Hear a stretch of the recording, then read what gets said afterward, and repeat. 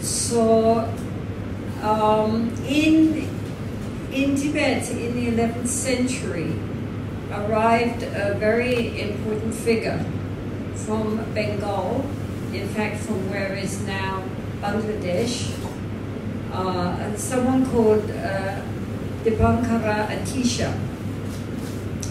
And he was a great scholar who had gone to Sumatra in Indonesia on the advice of his particular object of devotion, which was the Bodhisattva Tara. She told him to go to Sumatra. So he went to Sumatra and he stayed there about 15 years, and he was studying what is called Lojong. And Lojong literally means mind training, but basically it's not just to do with the intellectual faculties. It's really not to do with the intellectual faculties. It's to do with how to transform and work on our basic attitude, and especially towards things which are unpleasant and difficult, things which normally we would regard as being an obstacle for our spiritual practice, for our Dharma practice. These Lojong teachings show us how, in fact, they are the genuine opportunities for us to make advance on the path, that we don't practice best when everything is going as the ego thinks is very smoothly. That since in Buddhism the whole point is to dissolve and transform, and then dissolve the ego, this needs a lot of scrubbing in order to really begin to get it dissolved. So then Pandana Atisha, when he went to Tibet, he recognized that the minds of people at that time was still, they were considering, as in India today, and I think in China a lot too, that Tantra is that wonderful process to give you power. So you get what you want, right? You can pass all your exams, and you have good health, and you have wealth, and you can manipulate samsara into becoming how the ego thinks it should be. And so this view of Tantra is very dangerous. And so therefore Atisha felt that before people started to practice these tantric rituals, which can make the mind more powerful, but it can either be a powerful way to destroy the ego or a powerful way to inflate the ego, depending how you use it. So therefore he emphasized very much really making the foundations very strong, especially taking refuge in Buddha Dharma Sangha and the bodhicitta motivation, that whatever practice we are doing it not just to help ourselves, but especially to enable us to be able to help others. So always underlying everything we do is the fact that we are here for the sake of others. And so therefore, so much of his, Atisha's own writings, and then the writings of his students, are dealing with how to really transform our ordinary worldly attitudes into genuine Dharma attitudes, which will not increase our egos, but help to overcome our absolute conviction that, our own benefit is the only thing that counts. So there's a lineage from Atisha, Dromtonpa, and then others, and then this person here called Lamitampa, he was not long after Atisha. Atisha's lineage itself no longer exists. It was called the Kadampa. But it was absorbed into all the other lineages, in particular the Gelugpa, but also all the other lineages in Tibet, the Sakyapa, Kagyapa, and Nyingmapa, all absorbed the teachings of the Kadampas. Nowadays there is a sect called the New Kadampas, and they are nothing to do with this. Should any of you come across the New Kadampas, please avoid them. They are a very pernicious cult, centered around an especially nasty lower deity or protector, and very much a problem for people who get involved with them. Outwardly they look like very nice, but when people get involved with them, then they discover they're really in trouble. So please, if you have any contacts with New Kadampas, move away. I mean, I never speak against anybody, but against them I will speak, because they're very dangerous, actually. But the old Kadampas were a bunch of good guys, and they brought these teachings on Lojong into the Tibetan tradition. And one of the main texts is a text we're going to do today, called the 8 Verses of Mind Training. And this, His Holiness the Dalai Lama and many, many others recite every morning as part of their practice. They get up in the morning and set their motivation for the day by just reciting these verses, which, as I say, are only 8 verses, so it's not very difficult. So, sorry, my main problem is the time. Now, I never understand why conference rooms never have clocks.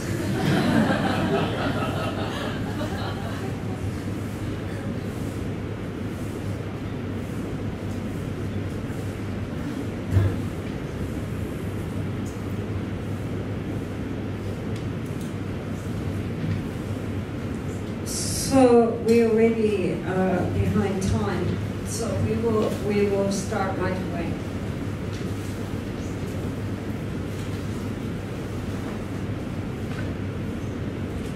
So in the Tibetan tradition, before one studies any text, one is supposed to have what is called the lung, or the oral transmission.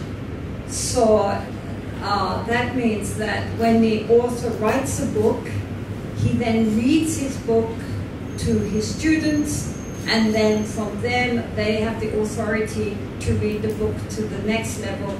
And so up until the present day, even if a book was written 1,000 years ago, it has had this passing on like a candle flame all the way down, and therefore presumably receiving the blessings of the original author. And it gives you permission to study this. So I'm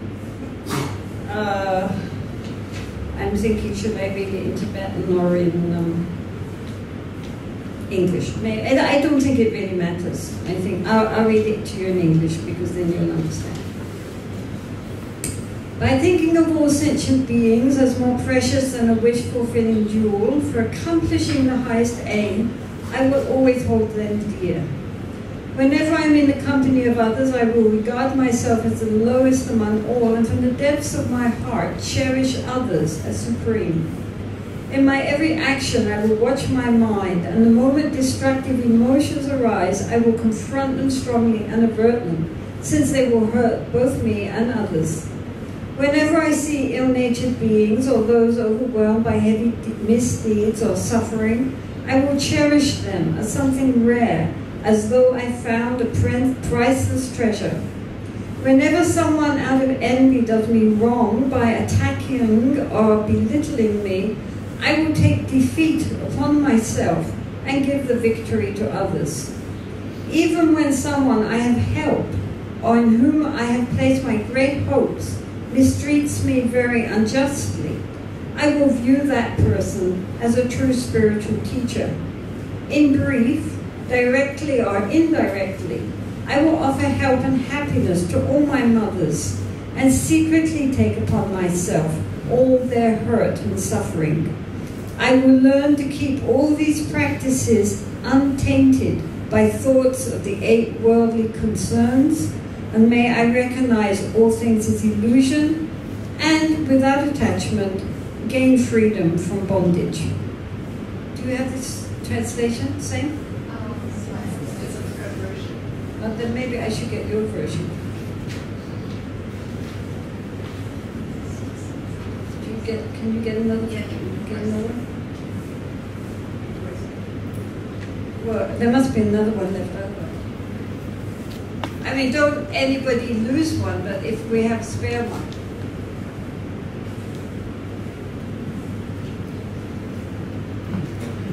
There are many translations of this, so that was the one I had. Okay, so verse 1. Wishing to attain enlightenment for the sake of all sentient beings who excel even the wish-fulfilling gem, may I constantly cherish them all.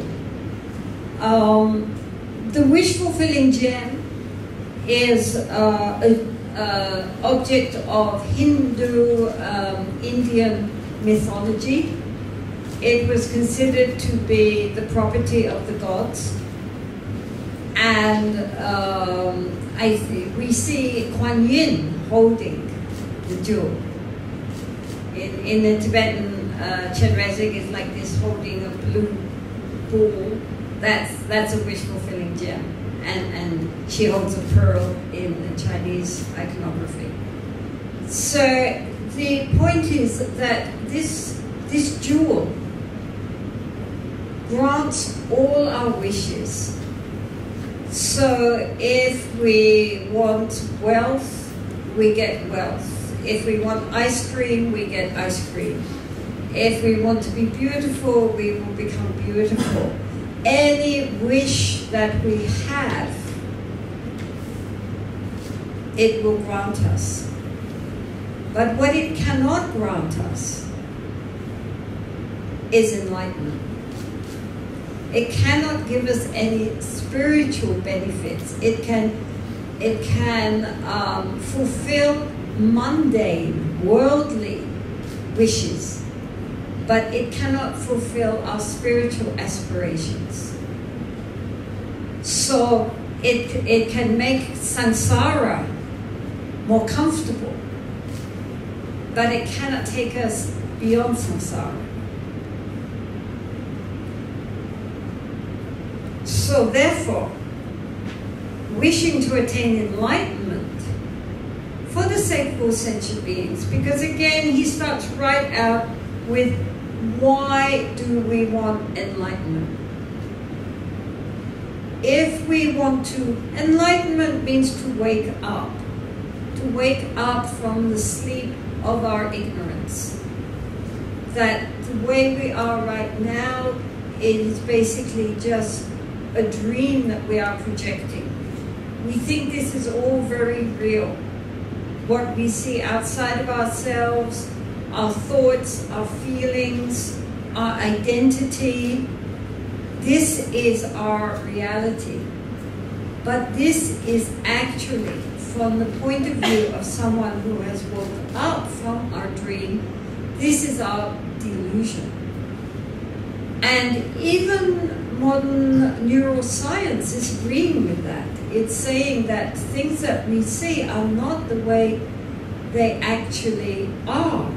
That the input which we actually get from our sensory organs, like for example, and especially our eyes, it's not at all how things actually are. Our brain brilliantly and immediately translates this into something with which we have habitual tendencies, but it's not at all the image which we are receiving through our sensory organs. And even the image which we receive from through our eyes is actually upside down. And the brain immediately turns it the right way for us, very conveniently. So, although we believe what we see and hear and taste and touch, that is actually only a very, very rough image, which is then clarified for us to understand in accordance with the kind of brain that we have as human beings. If we were a dog or a fish or a bird, we would see things very differently. But that's also a reality for that animal. It's not that we're superior.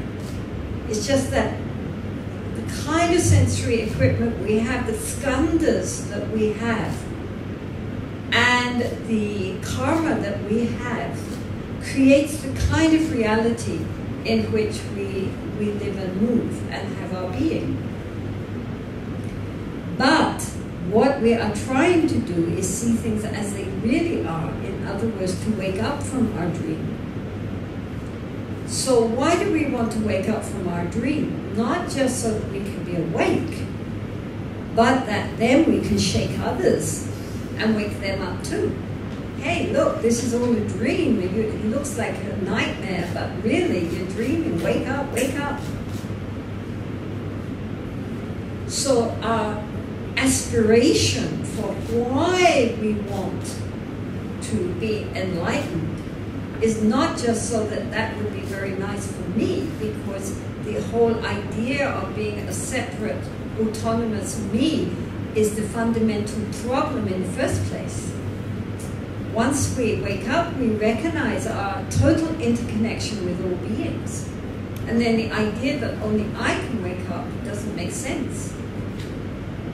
So our ultimate motivation is that we are trying to wake up in order that all beings should be awakened. Otherwise, it's like if we were a doctor. I mean, this is very important, this quality of bodhicitta. This is why this, in the first 2 lines, he brings it up. Because it's like if we go to medical school to become a doctor. I mean, you know, you study in medical school so that you can qualify as a doctor. But very few doctors go to medical school just so that they then are qualified to be able to heal themselves should they get sick. I mean, their motivation is to have the knowledge and ability so that then they can heal all others. That's why you become a doctor, not just for your own benefit, but to be a benefit, genuine benefit to others. So this underlying motivation of every practice that we do, not just for me, we're doing it also on behalf of all other beings. This is what makes the difference between the Mahayana and the other schools, the Shravakayana schools.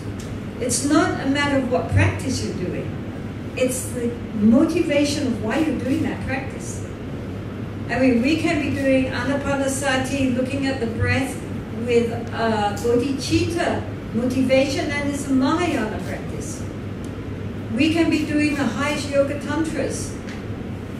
But if we're doing it because we hope that it's going to make us feel better or give us powers, or even that it will enlighten me, then that is still a lower motivation. Do you understand? So this is the underlying, this is why he starts with that. You know? And it almost throws away that line, but that's the actual crux of the whole matter. Wishing to attain enlightenment for the sake of sentient beings who excel even the wish-fulfilling gel. Why do beings excel even the wish-fulfilling gel? It's because by relying on other people, we can attain enlightenment. And he's going to show you how. Not just by relying on all the nice guys, not just relying on your spiritual masters, but also relying on all the difficult people, the people who hurt us, the people who do things which we don't want them to do, by understanding how to transform that relationship. They become our spiritual teachers. And in that way, they help us to attain enlightenment. All beings, if we know how to deal with them skillfully, changing our mind, not them, become the cause for us to advance on the spiritual path, which the wish-fulfilling jewel can never do. It can give us longevity, good health, help us pass our exams, and give us boxes of chocolate.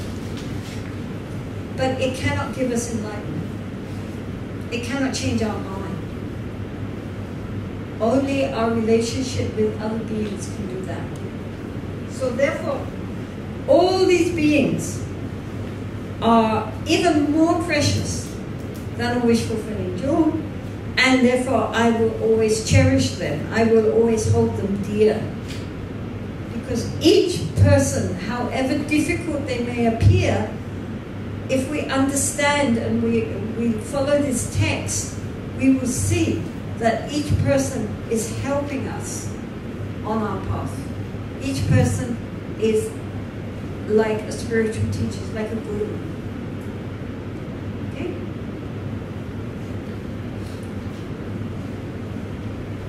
So then he says, whenever I'm in the company of others, may I consider myself least important, and from the depths of my heart cherish others and hold them supreme. So the other translation I had said, may I regard myself as lowest among all. That's what the Tibetan actually says. But this translation, which says, may I consider myself as least important, I think is much more holding to what it really means. It doesn't mean that we should be hitting ourselves on the head the whole time, and I'm the worst person in the world, and I'm really bad, and everybody else is so clever and so good and so accomplished, and I'm always stupid, and I've always been stupid, and I always will be stupid, and nobody loves me anyway. It doesn't mean that. Is it possible to get a table or something? I can. Or this chair over here will do. Just something to mess this up.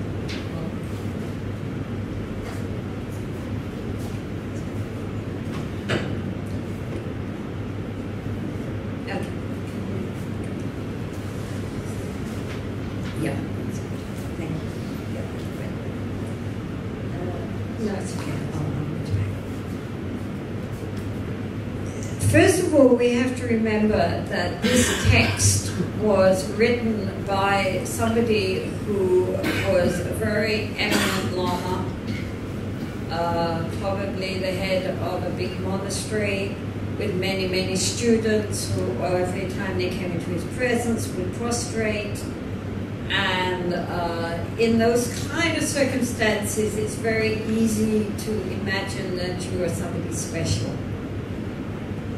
And he was writing these texts probably for all his friends who likewise had that problem.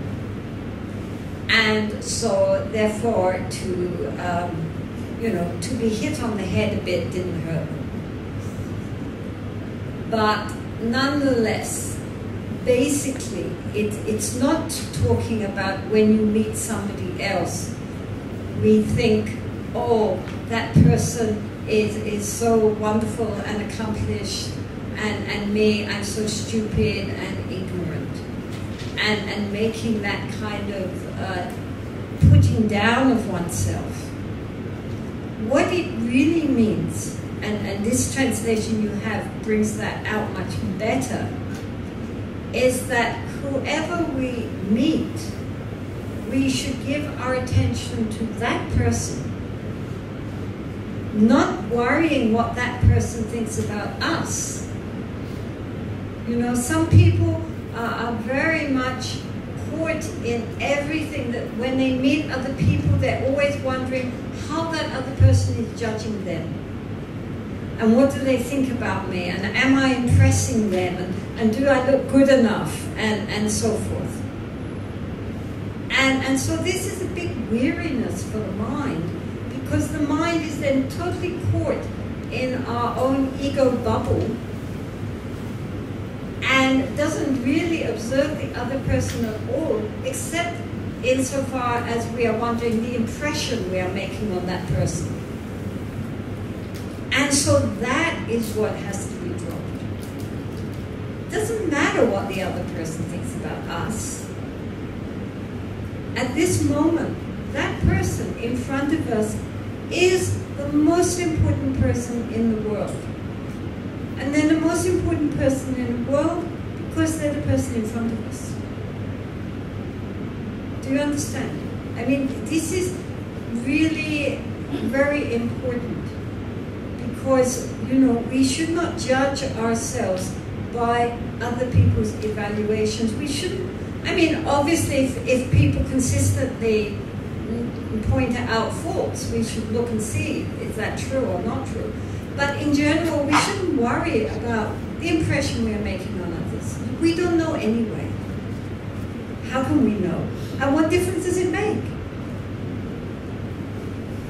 The point is that whoever we are meeting, our attention is on them and not on ourselves.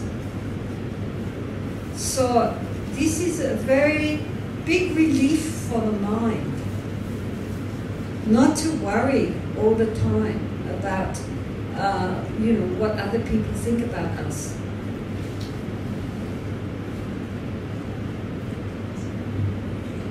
I'm having a communication here at 10:45. What?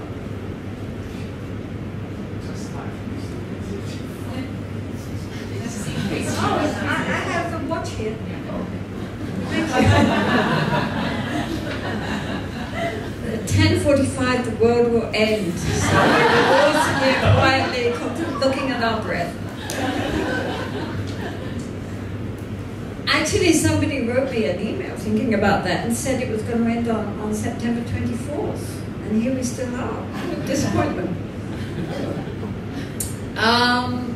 So, this verse, which says, whenever I'm in the company of others, one person or many people, I will regard myself, I will consider myself the least important.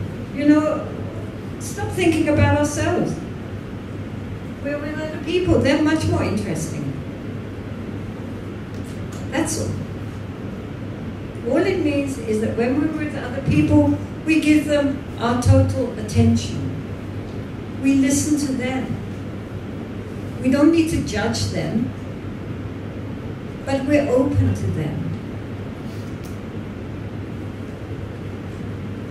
When one is in the presence of I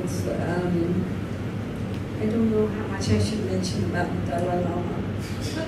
But anyway, you know, one of the things about when people meet the Dalai Lama is that even if it's only for a moment, they know at that moment he's completely with that person.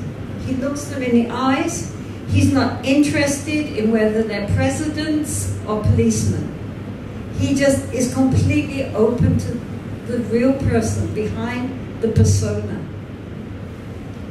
and accepts them no matter what.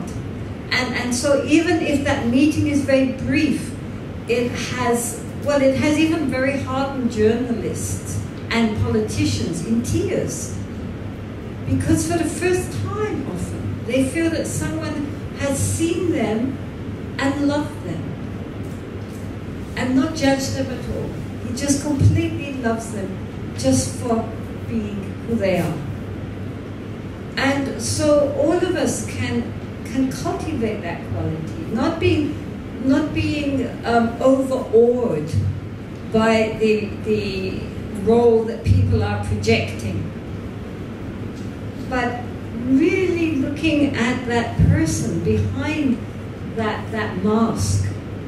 You know, the word personality comes from the Latin persona, which means that the mask which actors used to wear, like in no plays and things, where they wear a mask to convey a certain character.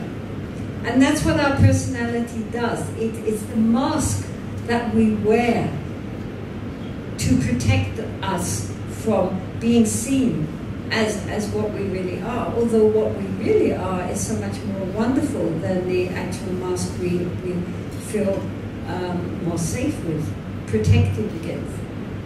So if we look at people and we see that person and don't worry about what they're trying to project over to us, then from their side also they develop a trust and a confidence that somebody sees them for who they are and doesn't judge them for that. That they love them, whoever they are. Because he says,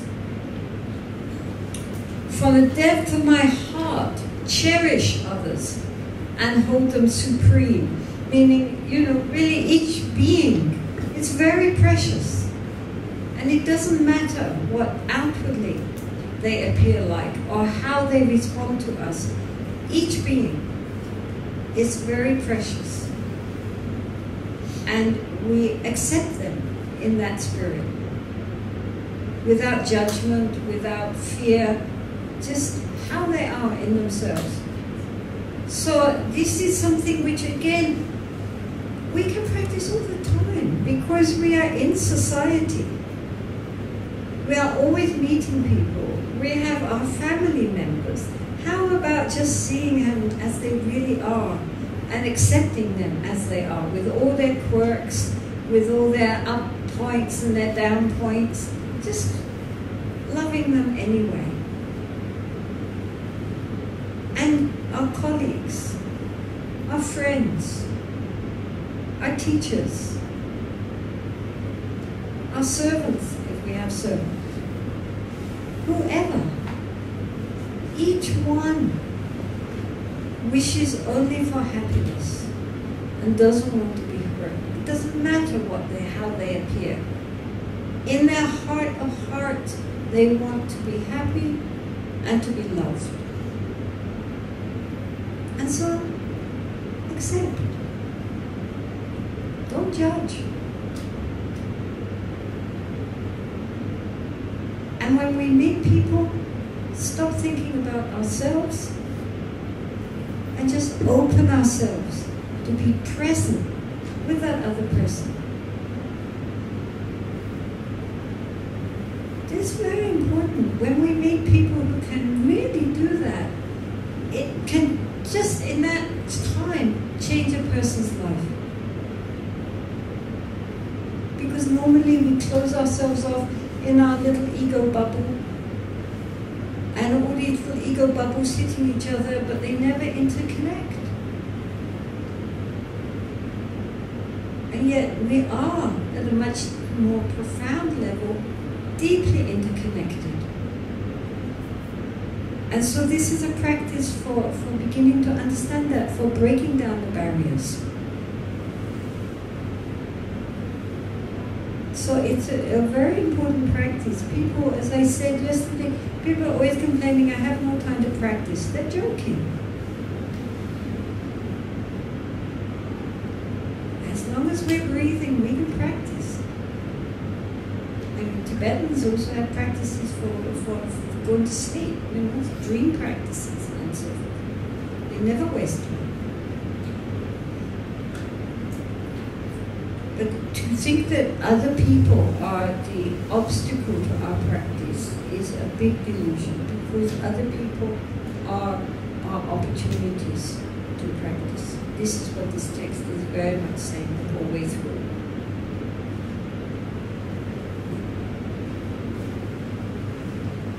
So,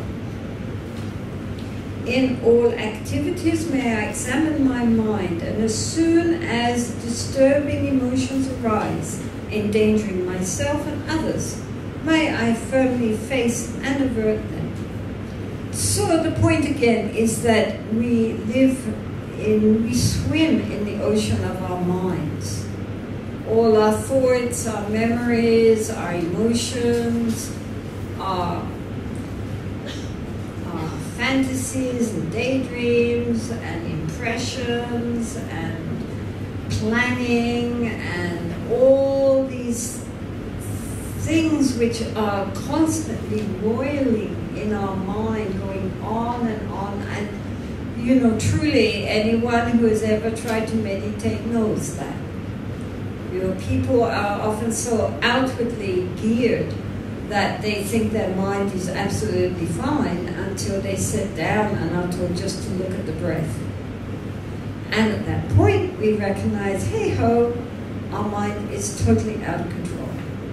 We are not the masters of our own mind. Here we are living day and night in our minds. No matter where we travel, we take our mind with us. We can never leave it behind. And yet we are not even in control of what we think. And as the Buddha pointed out, the negative kind of thinking, the disturbing, afflictive thinking which goes on in our mind so often causes us a lot of pain. And it also, since it then is interpreted through our speech and our actions, causes so much pain to others. I mean, the reason why our world is so out of control right now is because it's run and controlled by people who have no control over their own minds. I mean, you look at the politicians and the way they carry on and the way they talk to each other and the decisions they make, which affect everybody and affect the whole planet. And the source of it is they themselves don't know their own minds. Their own minds are governed by their afflictive emotions. And from that, of course, it spreads out and affects everything which they think, everything which they say, everything which they do, and their interrelationships with others, the laws they make, the decisions they make, the wars we make. It all comes from an afflicted mind. I mean, the bears and the lions and the wolves, they don't do anything. They're not the ones. They're not the wild animals in this world. The wild animals are the humans. Absolutely. We're the ones that are destroying our planet. You can't blame the tigers. And we are wild because our minds are wild. And we don't recognize that the problem is inside ourselves. So we think it's you. You're the problem. Look, if that person was a nicer person and treated me better and did all the things I think they should be doing, then everything would be okay. But they don't, so it's all their fault. Isn't it? It's always someone else. Like little children. When they are, you know, if you point out something they've done wrong, they immediately point to somebody else who did it even worse. So this is really something which is a big problem. It's a big problem. And we cannot resolve it by hoping that other people are going to change. The only person that we have the responsibility to change is ourselves. If we change ourselves, then everything changes. If we can't even change ourselves, it's no good always considering that the blame lies with others. Put the blame in one place. Another Lojong text says. Put all the blame in one. That one is our own ego.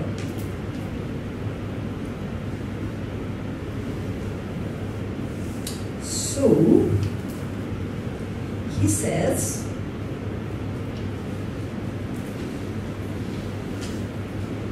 In all activities may I examine my mind, and as soon as disturbing emotions arise endangering myself and others, may I firmly face and avert them. So, first of all, in all my activities, that means all times. In all the texts, certainly from the time of Guru Padmasambhava, through all the lineages up to the present time, they say the one essential teaching, instruction, is to observe the mind at all times. Now, that is the ideal, but we have to start somewhere. And so even if we cannot observe the mind at all times, or even for 2 seconds running, what we can do is to begin to practice. So, for example, when I first joined my monastery, in our monastery we have these yogis, the monk yogis called Tokten. And so they said to me that every hour you should train yourself to observe the mind 3 times. So in other words, we make a commitment with ourselves that every hour we will, for just a few seconds, it's not like, you know, you're sitting at your office computer and then you have to sort of get your legs into Padmasana and sit there and look, you know. It's just that there's just that pause. Just the mind which is going outwards to what we're doing just turns back in, and in this moment, what am I thinking and what is the emotional content of my thoughts? No judgment, just observing what is going on in this moment. Is there underlying irritation, stress, frustration, greed, pride, jealousy, any of these fears, anxiety, worries, these underlying thoughts and feelings which hurt the mind and cause us suffering, and through their influence cause us to speak and act unskillfully. Or, when we look, is our mind feeling peaceful, attentive, at ease, friendly, happy? In which case, good. Then we just continue. So if we notice that the mind has afflictive emotions, these emotions like anger, frustration, worries, and greed and so forth, then we observe that. It's not that we then beat ourselves with a stick, but we recognize that these emotions do not make us feel happy or peaceful. And they are likely eventually to cause us to speak and act in a way which can cause problems both for ourselves and for others. So then we apply the antidote. We cannot apply an antidote if we don't know we're poisoned.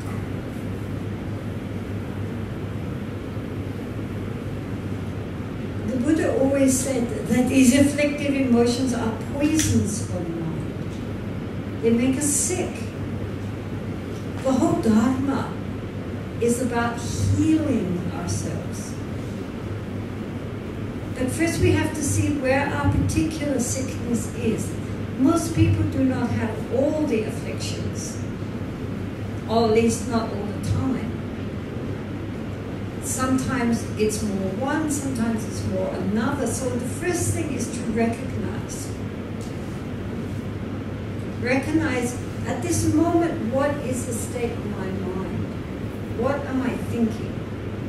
What is the underlying tension or spaciousness of our mind at this moment? We recognize. Then we accept that. Right now I'm feeling very irritable. I mean, maybe we know why, because somebody said something, something did something, or it's just one of those days. Anyway, we're feeling not very happy inside ourselves. Or we're feeling good. I mean, it's not just negative, it's also positive. But especially the problem is our negative emotions. So when we see our afflictive emotions, we recognize that, we accept it, and then we work to think how to give an antidote. How to replace these afflictive, painful emotions by more positive emotions so that we will feel better. So this text deals with a lot of how to transform negative emotions into positive emotions. But one of the things is that if we're angry, then we can recognize that as an opportunity to be more patient or more loving kind. If we have envy, then we can recognize that as the opportunity to rejoice in the happiness of others instead of begrudging the happiness of others, and so forth. All our negative emotions have their other side, and it is the opportunity. Our first thing is to know that this is what we're feeling, and not pretend we're not feeling that. If we're upset, we recognize we're upset. Okay, we're upset. And to accept that. You know, right now, I'm you know, what he said really hurt me. Okay, I'm feeling hurt. And then from there, we can go into working out how to deal with that feeling, in a skillful way. Maybe at that moment you can't deal with it because you've got a lot of work to do, or maybe there is an opportunity to just sit and look at it and watch it and see how the ego, our sense of self, and our self-concern, our self-clinging mind creates so many of our problems. We think that our self-clinging mind is our friend, but it is not our friend. It's the source of all our afflictions. And this is why in this text it seems like sometimes very harsh, but it is all about looking at how the ego manipulates itself so that it will be in the forefront. It is very important to remember that the ego, the sense of self, is very happy to be miserable. Because if we are miserable, if we are unhappy, if we are angry, if we are feeling very sorry for ourselves, we are thinking, me, me, me, me, me, which is what the ego wants. Everything revolves around me. I mean, people who have psychiatric problems, in other words, the ego is not healthy, the ego is sick, are always thinking about themselves. I mean, one of the remedies is to try to get them to do other things to help people who are even in a worse off position than they are. Because this is why you know, psychotherapists and psychiatrists are so popular. You go to a psychiatrist, you pay your money, and then you lie there and talk about yourself. My childhood, my parents, my hang-ups, my me. And if the psychiatrist wanted to talk about their problems, you would think they were terrible. You know, you've got to talk about me. Listen to me. It's all about me, my problems. A person who is psychologically healthy doesn't think much about themselves. They're much more interested in others and the happiness of others. So we have to appreciate that our afflictive mind, our angers and fears and worries and stresses show an unhealthy sense of self. And in order to dissolve our sense of ego and become liberated from the prison house of our ego, of our sense of me and mine, first we have to become healthy inwardly. And so this text also is helping us how to take even really potentially very harmful situations and transform them, like alchemy. Because of love and compassion, that is like, you know, the elixir which transforms some base metal into gold. So all these negative things which could happen to us, and which the ego grasps that as a cause of distress, because it makes, ironically, the ego feel better to be distressed, because then we're thinking me. If we can put that drop of nectar onto that difficult, poisonous situation, it transforms. This is what it's all about.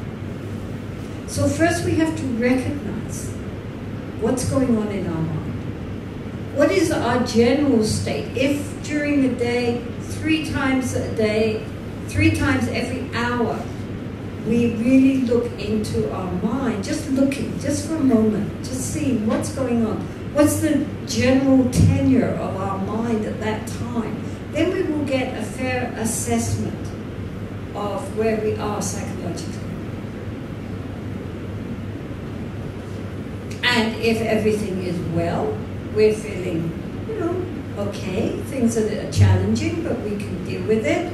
You know, everything's going fairly smoothly, we feel all right, then good. But if we find that underlying there's all this worry, anxiety, stress, frustration, irritation, people do a little thing and we get all upset inside, then obviously there's something that needs to be adjusted. Because we don't have to live our lives like that. But as with a physical sickness, first we have to recognize we're sick. If we are always in denial of our various aches and pains, then when they become really serious, it's probably almost too late. If we can catch it while it's still just there, but you know, can be dealt with, we can apply the right medicines at the right time, then we can get back to our state of inherent healthiness. I mean, in the Four Noble Truths, although the Buddha talked about suffering, he didn't say that we inherently have to suffer. He said that inherently we are already pure and filled with compassion, filled with wisdom. That's our true nature. We are completely healthy, inherently. We've just gotten temporarily sick. But there's a medicine. If we take the medicine and the prescribed cure, we will be healed. So this is what it's saying. It's saying that we have to recognize the sickness in our mind and then apply the appropriate antidotes and take the medicine. Then, since inherently we are healthy, we gradually will become cured. If we were naturally sick, there would be no hope.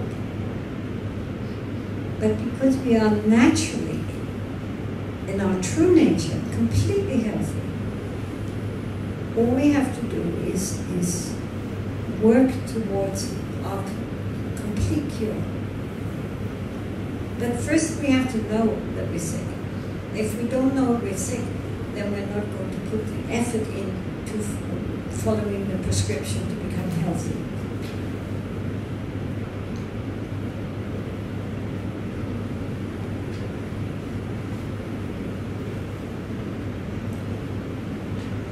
So therefore, when we see these disturbing emotions, we have to face them, right? We have to look at them, and then we have to do something about them. There's a story of this, actually part of this tradition, Kadampa, of this Kadampa Geshe, who was a hermit. And so he collected all these stones, black stones and white stones. And then he sat just looking at his mind. And whenever a negative, afflictive thought came into his mind, he put down a black stone.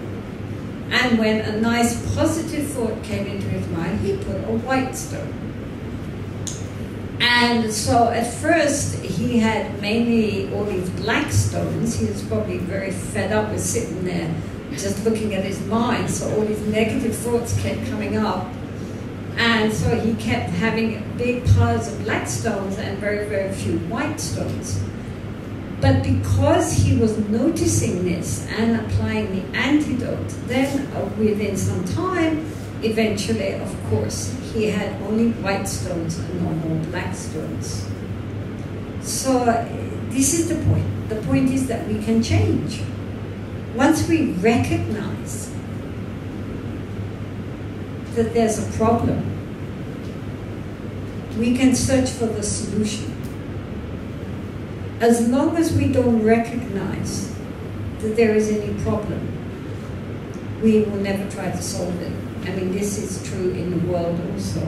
First step is to say, we have a problem here. Then, second step is how to solve that problem. So therefore, as we look at our mind, not only are we going to see if there are black thoughts or white thoughts, but we will develop the ability to look. In the Tibetan tradition, after having practiced looking at the breath to get the mind quietened down, the anapanasati to just get the mind focused and a little more calm, because by watching the breath we are developing mindfulness. Then we take that mindfulness and turn it back onto the thoughts themselves.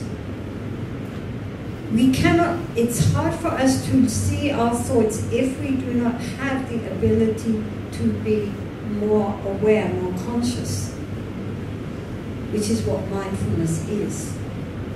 It's the ability just to, as it were, instead of being immersed in our thoughts, swept along by our thoughts like a torrent, like a river, a very fast-flowing river. We're usually in the middle of the river and swept along by it. so that there's no inner space. We are our thoughts and emotions. So what we need to do is learn how to, as it were, step out of the river. The traditional analogy is like a man sitting on the banks of the river, watching the river go by. You're no longer in the river. The river's still flowing. But we no longer are swept along by that river. We are now sitting on the bank, watching the river. And that gives us an inner space in which we can recognize that we are not our thoughts and feelings. We have thoughts and feelings, but they are not me or mine. They are just thoughts and feelings. They are bubbles on the stream. They are not our true identity. What our true identity is something else again. We can get caught into thinking that the person observing is more true than the thoughts and feelings. And again, from a Buddhist perspective, that would be a delusion. But it is a step. The next step is to have that quality of being able to observe, called mindfulness. And so if during the every hour we just take the time to step back and look at our mind, that is training that ability.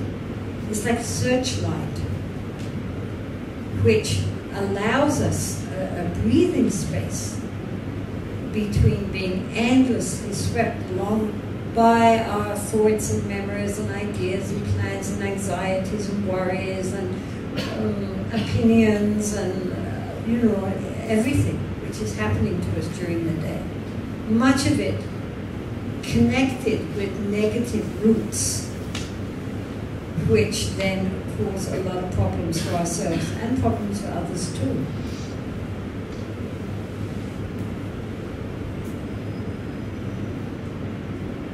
Yes?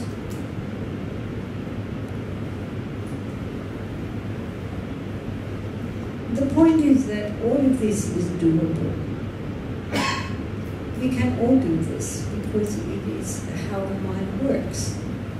The main problem for practice is that we don't do it.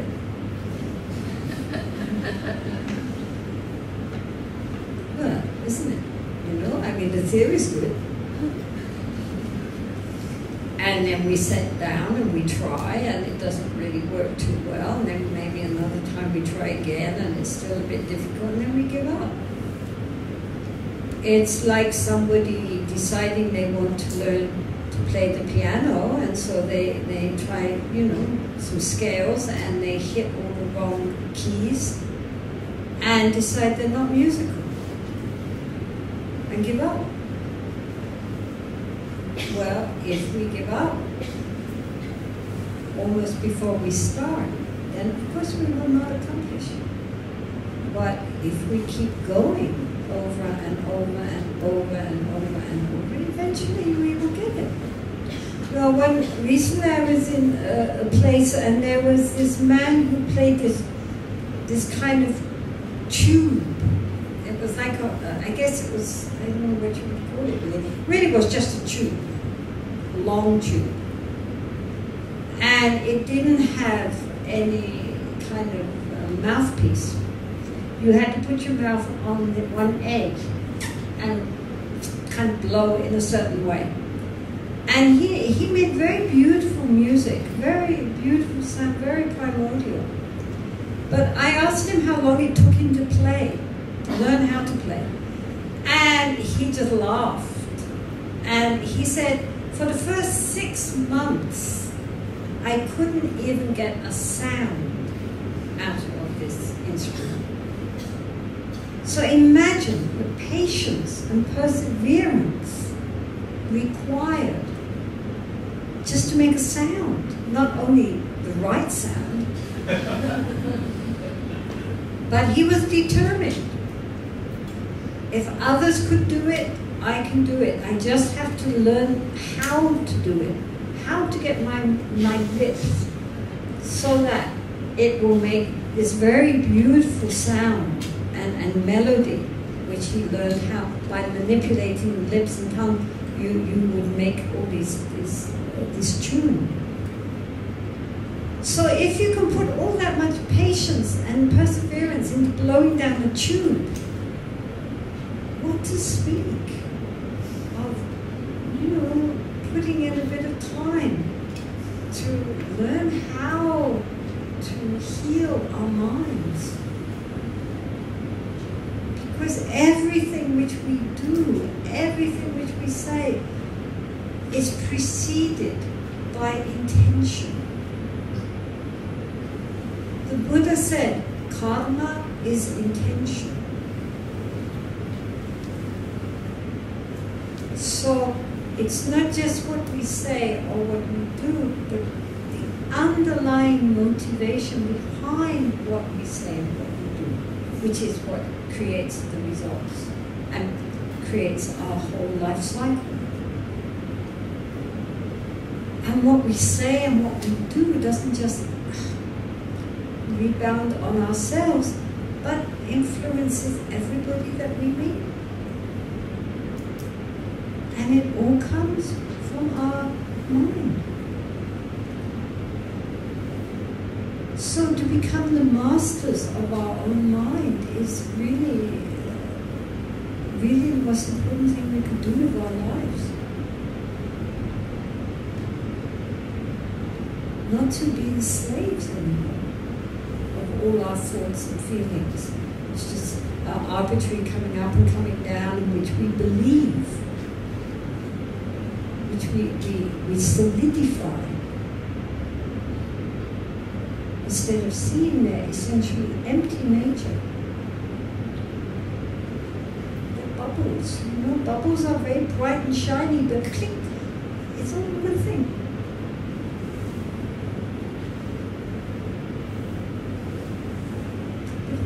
It's not enough to say that, we have to actually experience that. And we can only experience that if we learn how to observe the mind.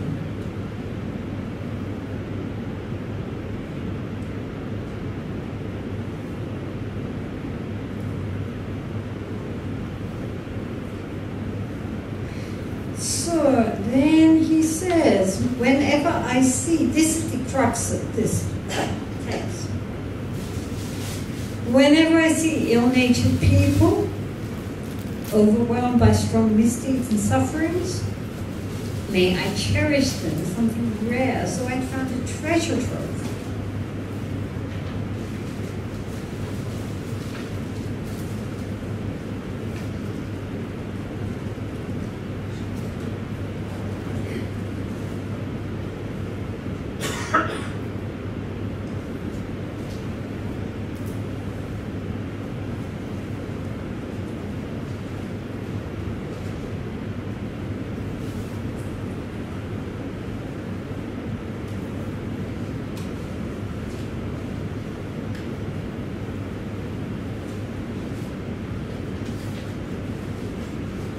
So normally when we meet people who are very difficult, the essential reaction is to avoid them. We don't usually say, oh, wonderful, you're so awful. That's great. Oh, you're so obnoxious. Oh, thank you. Now I can really get down to some practice. So good.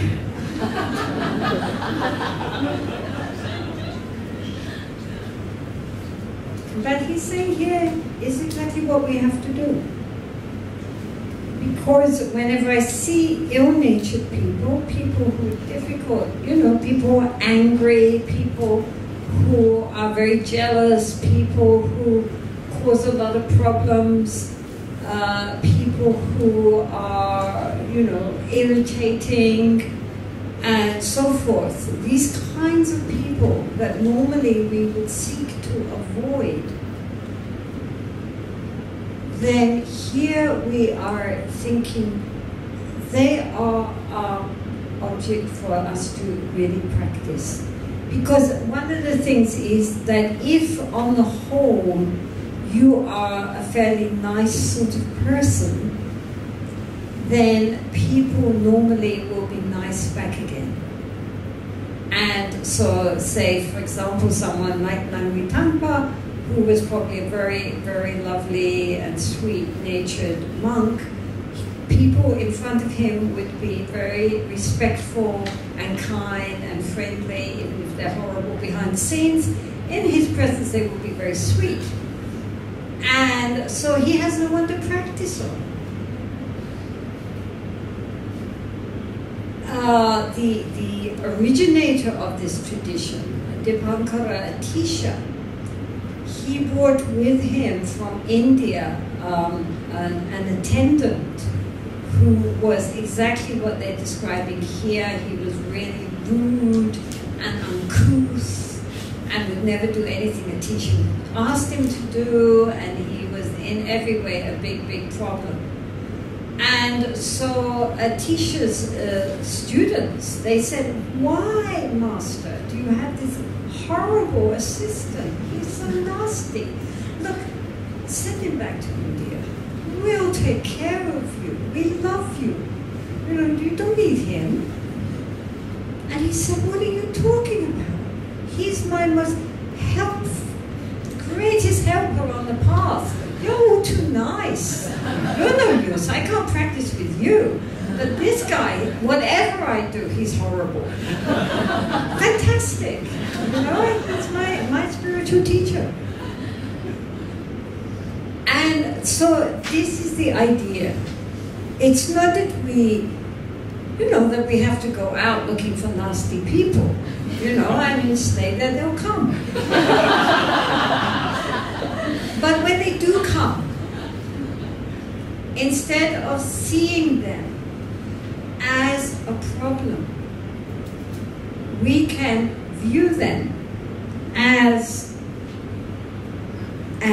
a treasure trove. They're a treasure trove because if we find a treasure, we can buy all sorts of things which we need.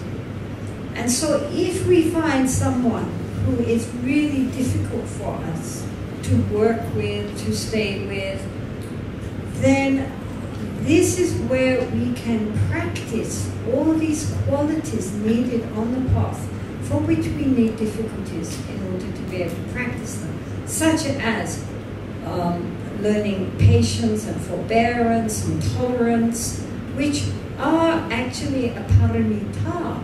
They are actually a transcendent virtue needed for Buddhahood. We cannot attain Buddhahood if we have not perfected our patience. We cannot perfect our patience if we don't have anyone to be patient to. Right? Do you see the point? It's very easy to be loving towards people who are lovable. That doesn't take too much. If people are nice and friendly and kind to us, then on the whole we are going to be nice and friendly back again. That's easy. But how do we respond to someone who is rude or aggressive or difficult? That's the question. And so when people are difficult and rude and cause us problems, instead of resenting them, we can view them as our spiritual guides, as our spiritual teachers, because the Buddha sent them to test us and to help us to develop these qualities without which we cannot advance on the path. Now, of course, this does not mean that if we are in heavily abusive situations, we have to allow people to abuse us. I mean, we have to use our common sense here. But what it does mean is that even if we are in heavily abusive situations from which we should try to distance ourselves, we should distance ourselves not from the emotions of anger or fear or the desire for retribution, but with deep compassion. Because anyone who is abusive obviously has problems themselves. And a person who is really at peace within themselves is not going to harm others. So if we find ourselves in an abusive situation, certainly we should try to resolve that by going, dealing with it. But we should deal with it with courage and with compassion, not with fear or our own aggression. And likewise, if we find someone is cheating us, we don't have to let them cheat us. That is helping them to make even more bad karma. It doesn't really help them. But nonetheless, we deal with the situation again, recognizing what is happening and, not being stupid, but without at the same time arousing anger and humiliation and frustration and a desire for revenge. We can say, oh, this person really, is doing these bad things. This is not good for them. It's not good for others. And we have to try to prevent that. But we do it with a genuine compassion for their situation. Oh, they're so messed up. They think they're so clever, but really they're just making terrible karma for themselves. So, apart from that, if you have people like in your family or in your workplace or just standing in front of you in the queue who are difficult and obstructive and unpleasant, instead, as I say, as Rinpoche says, instead of just getting all upset or trying to retaliate in any way, one should recognize that one can take that situation onto the path and make use of it. All of these teachings are called in Tibetan Lamkyen, which means that you take it on the path with you, everything. It's not just the good things we take on the path. We take everything, anything which happens, we can make use of. And then that gives us a kind of inner power, an inner confidence. Because then we don't have hopes and fears. Hopes that everything's going to go okay, fears that it will go okay. We know that whatever happens, we have an inner confidence to deal with these things skillfully.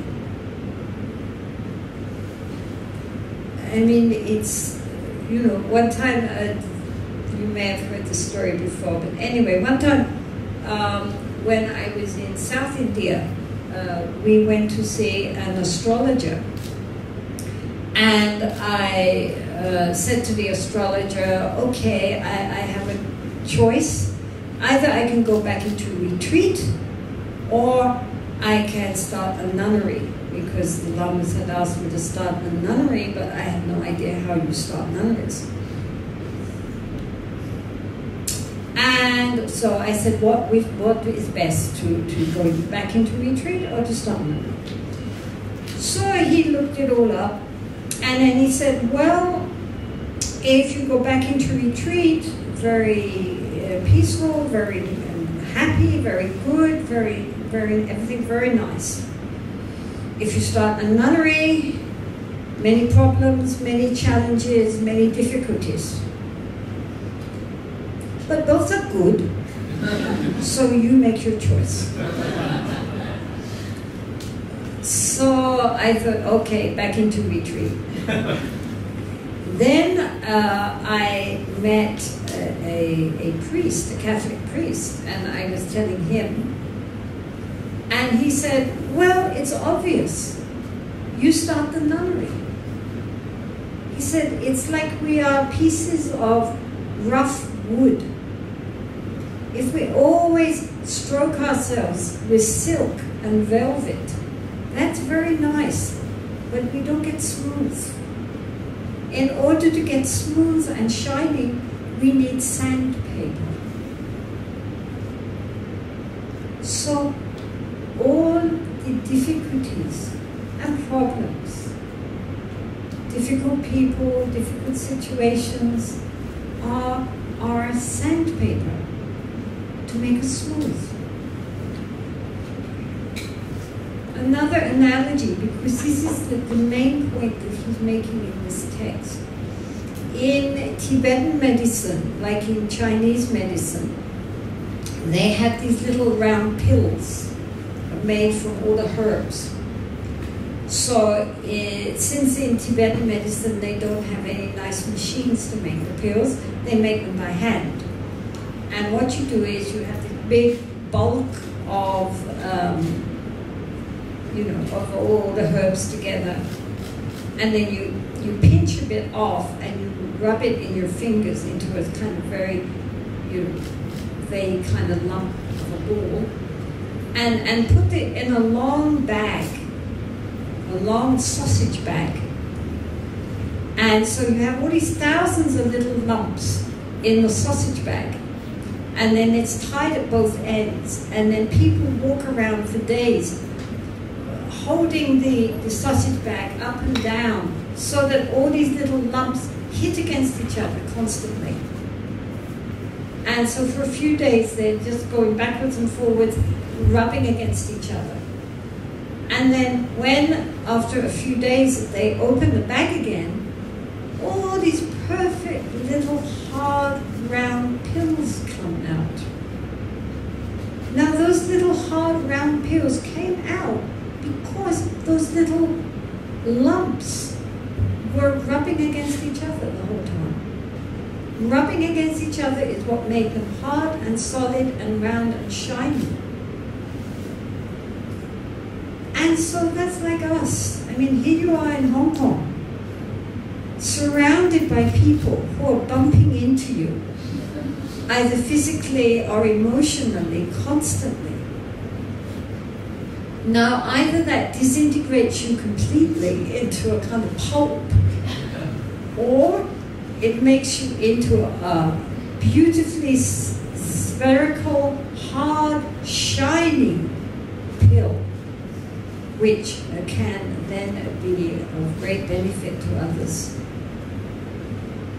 So that is the point. The point is that it's not what happens to us, but how we deal skillfully with what happens to us. And we shouldn't seek just to make samsara comfortable.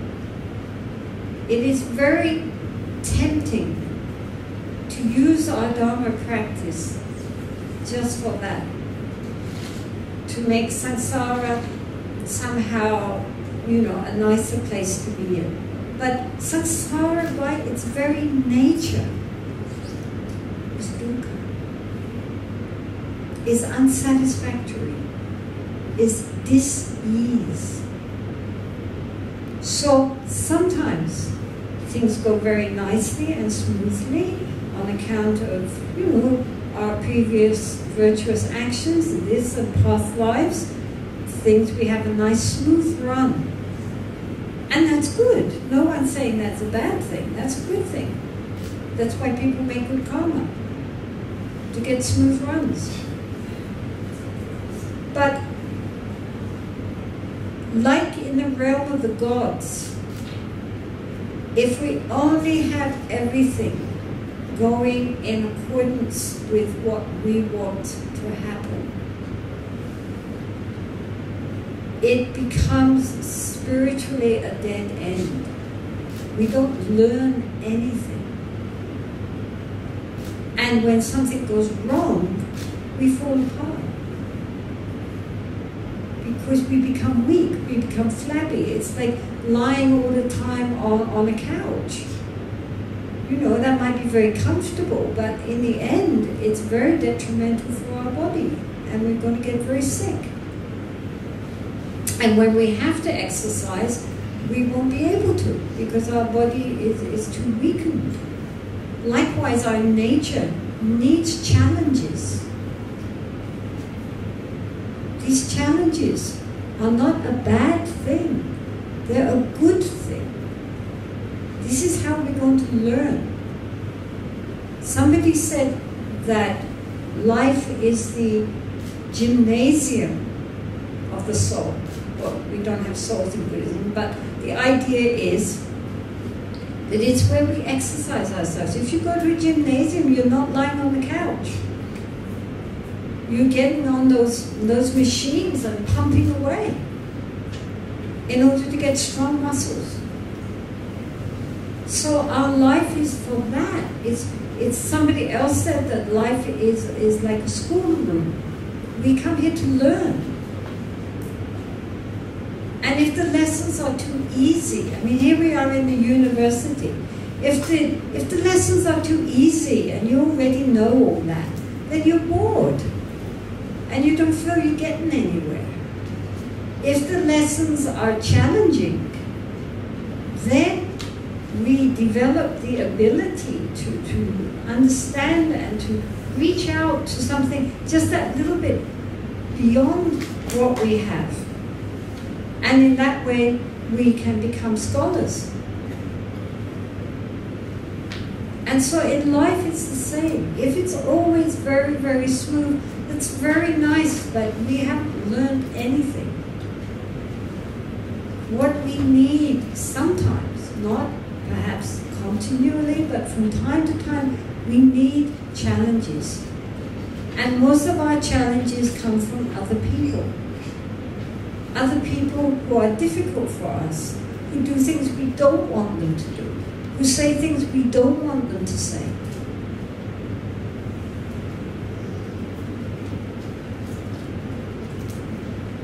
This is how we develop, how we learn, how we surmount our egoistic desires that everything should be easy.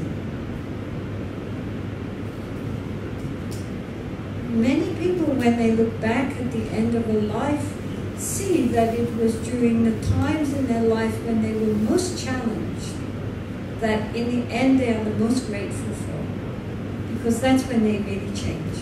That's when they had to stand up. Not during the easy times, which were very pleasant, but nothing stagnant. It was during the times of hardship, of difficulty, of change, that people really were able to transform. And later look back and say, that was a very important time in my life. At the time it was very painful, but I really learned a lot.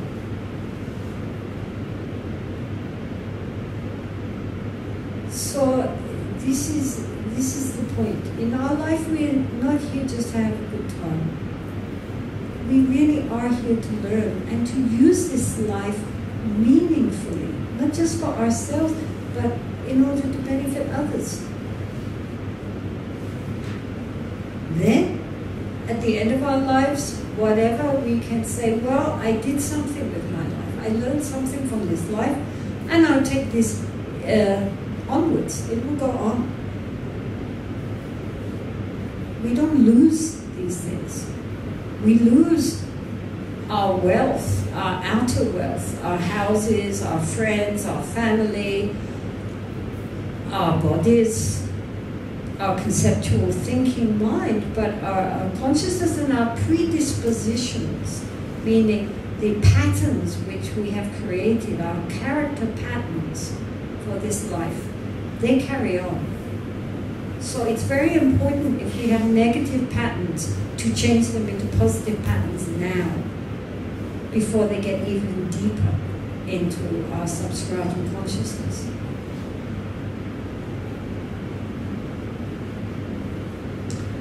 So the whole of this text is dealing with that, is dealing with afraid when things do not go in the way that our ego would like them to go. That sometimes the worst things, from another perspective, become the best things. Another analogy which I sometimes use is that of like a tapestry, in that we're endlessly weaving our tapestry. Everybody knows what a tapestry is? Tapestry?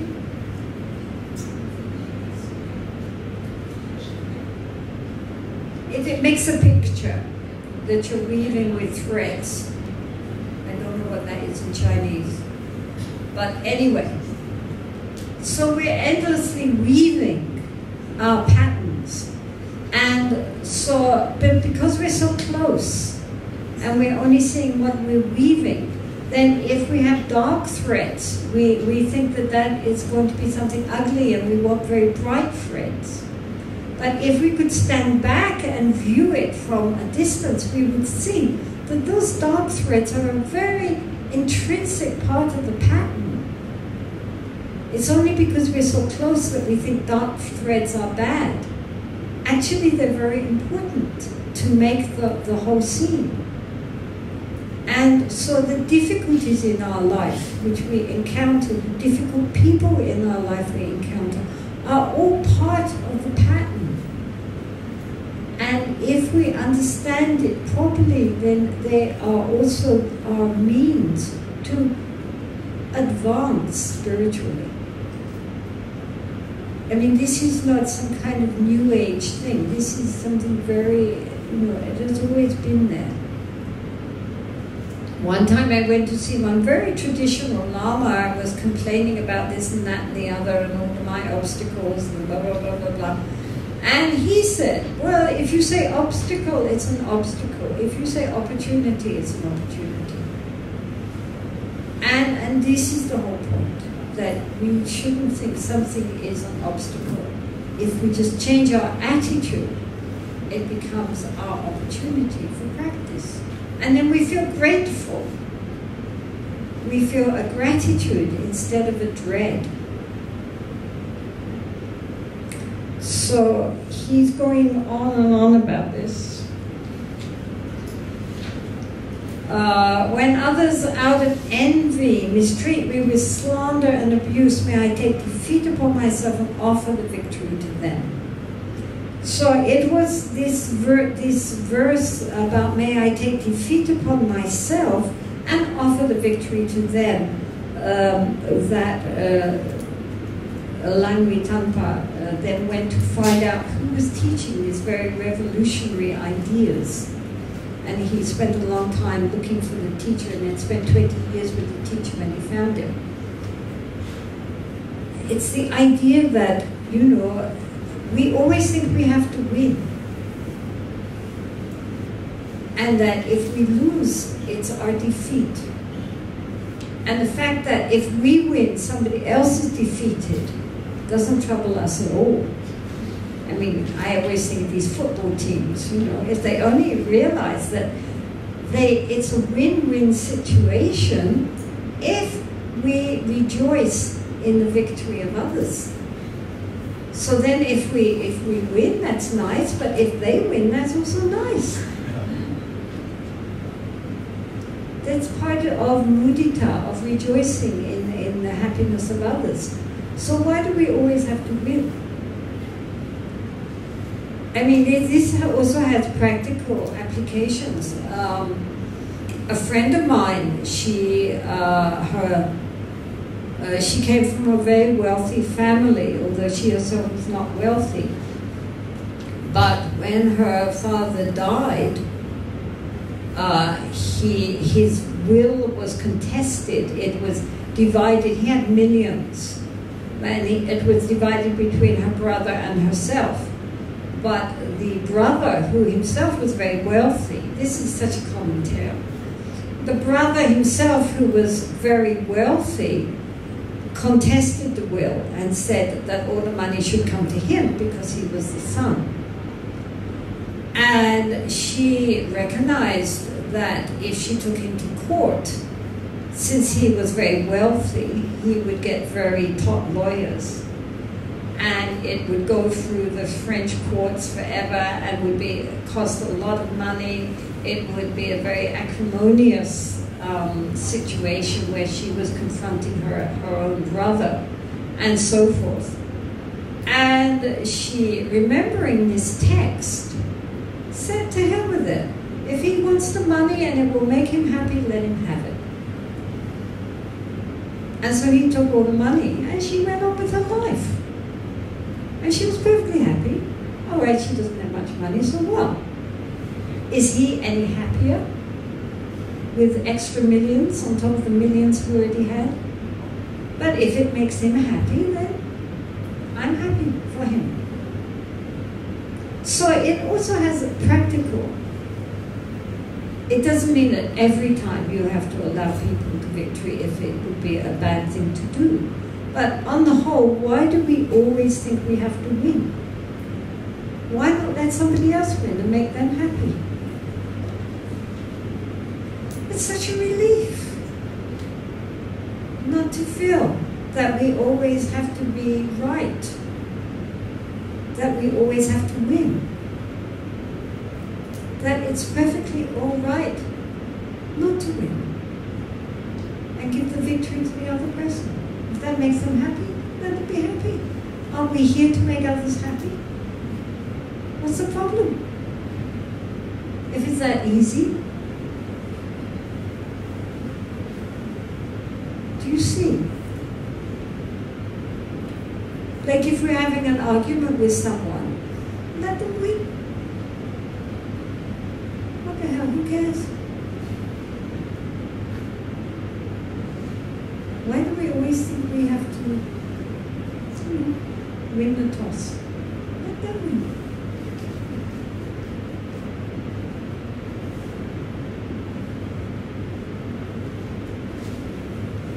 So he says, when others out of envy mistreat me with slander and abuse, I will take the defeat on myself. So also when people, you know, you've got something which they want, and so instead of on their side in rejoicing in your good fortune, they try to bring you down. This is a very common thing. That people, when somebody is succeeding and doing well, instead of rejoicing in their abilities and their success, we try to pull them down, either by criticizing them behind their backs, or by, grudgingly, talking about them, and not in any way rejoicing in their accomplishments. This, unfortunately, is very true, of course, in business, because of the competitiveness. Somebody gets promoted, and I think I should have been promoted. Why are they getting the position that I'm much better qualified for? So instead of being happy for them, we say bad things about them, and we try to discredit them. We don't go and say to them with an open heart, I'm so pleased for you. Occasionally you find people who say that. I mean, I read somewhere, I can't think who, but he said, I really wanted that position, but you got it. And I'm sure you're the one that really deserves it, and from my heart, I'm happy for you. That is exactly that, that we don't begrudge other people's victories. We don't begrudge other people's success. Women are especially bad. And I think it's one of the things which has kept women down, is that while they accept it when men get on, they often pull down their sisters, other women, and criticize them and begrudge their success. They don't encourage them. They don't rejoice in their going up and up. They tend to want to pull them down. No, it's not right for you to show exemplary advancement. They don't feel that about the men, but they feel that about other women. Wouldn't you say? Certainly, it's true in nunneries, etc. You see it that they want everybody to be the same, and they don't want somebody to stand out because of their special qualities. They don't feel they want everybody to stay at the same kind of level, which they would not think about for the men. So that's why there's all this jealousy and envy going on behind, this kind of criticizing, rather than fully endorsing and rejoicing in others' accomplishments and victories. So this is another very important point. If we start criticizing other people, why? And is it out of really, if we look at our intention when we speak badly of another person, is it because of jealousy? Because that is also, thank you, beautiful. That is also very mean-minded. So rather than being jealous of another person's accomplishments, promotions, success in life, you know, your friend gets the boy you've been longing for. Well, instead of being, we can feel, well, he probably made the best choice. And rejoice. Why not rejoice? Then they're happy, you're happy, everybody's happy. Such common sense.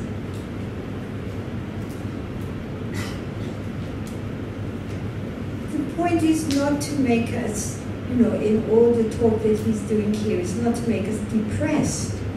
It's to take those events of our life, other people and other circumstances, which normally would be a cause for our suffering, and by being skillful in our response, to instead turn it into an inner victory.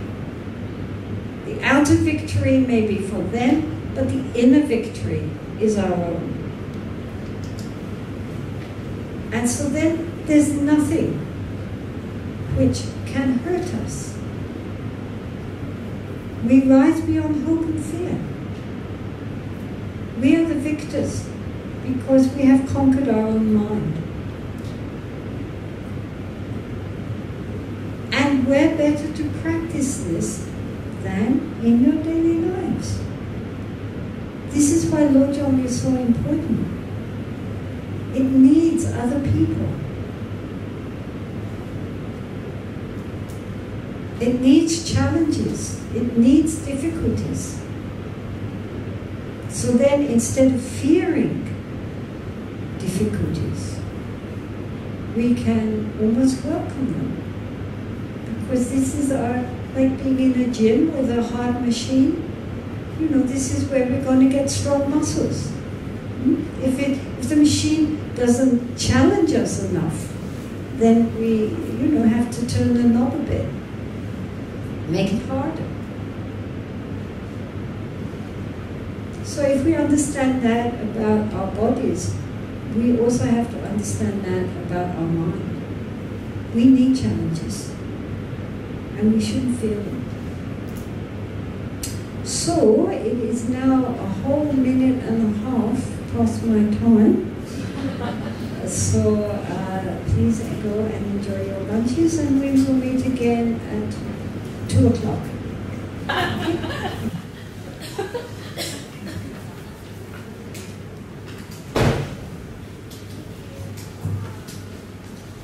Okay, so we carry on.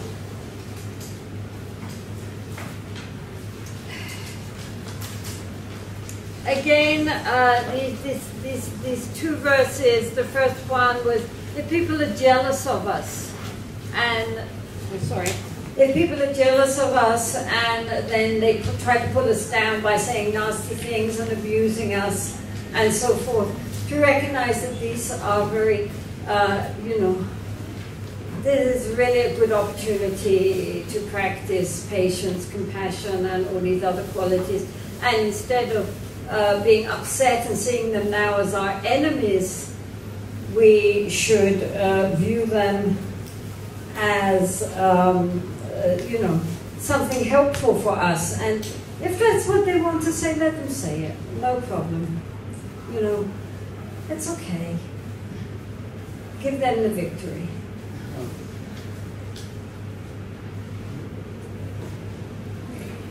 So verse 6 says, even if someone whom I have helped and in whom I have placed my hopes does great wrong by harming me, may I see them as an excellent spiritual friend. So again, this is something which is very painful for us. Not only someone who we just know who is being mean about us, but someone whom we really trusted, maybe that we helped them, we try to do everything for them. And then they turn around and like a snake, you stroke the snake and it turns around and bites you. That is especially difficult. Again and again one hears of that people that you really trusted, who were your close friends, maybe who you really were kind to, and then at some point, for whatever reason, they turn around and do something really mean and nasty and hurt us a lot. That people find especially not only hurtful, but difficult to forgive. Because they feel, there's no excuse. I never hurt them. I helped them. Why are they being so nasty? Why are they being so underhand and cruel when I've only shown them kindness?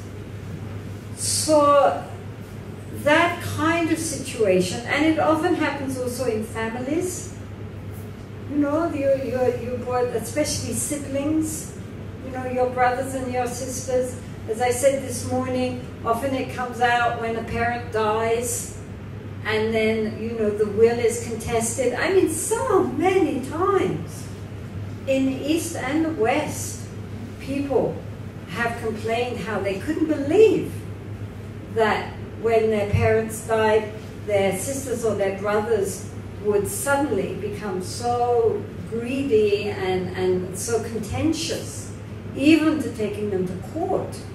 Their own brothers and sisters who they grew up with.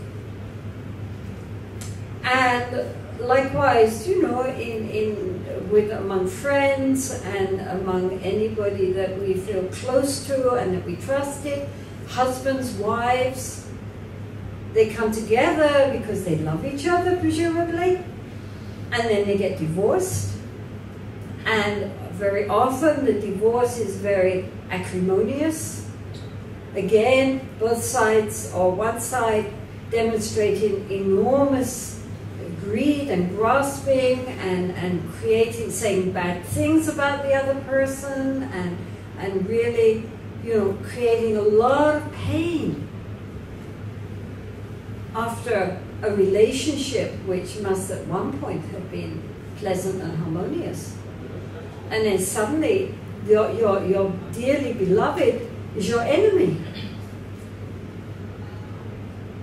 And so these kind of situations are not uncommon. Go to any divorce court.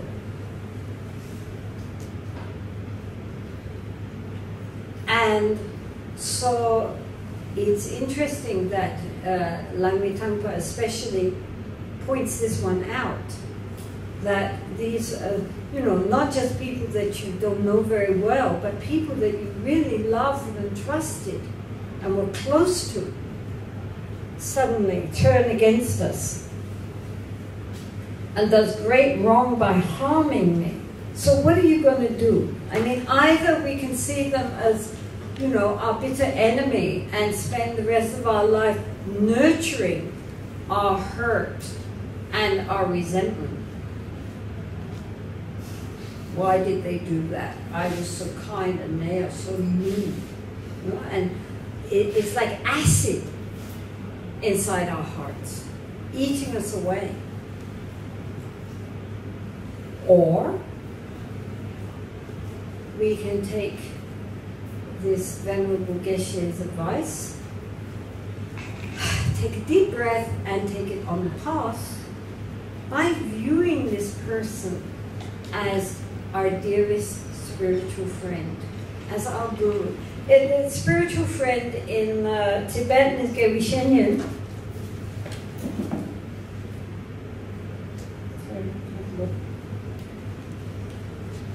Gyeri Shenyen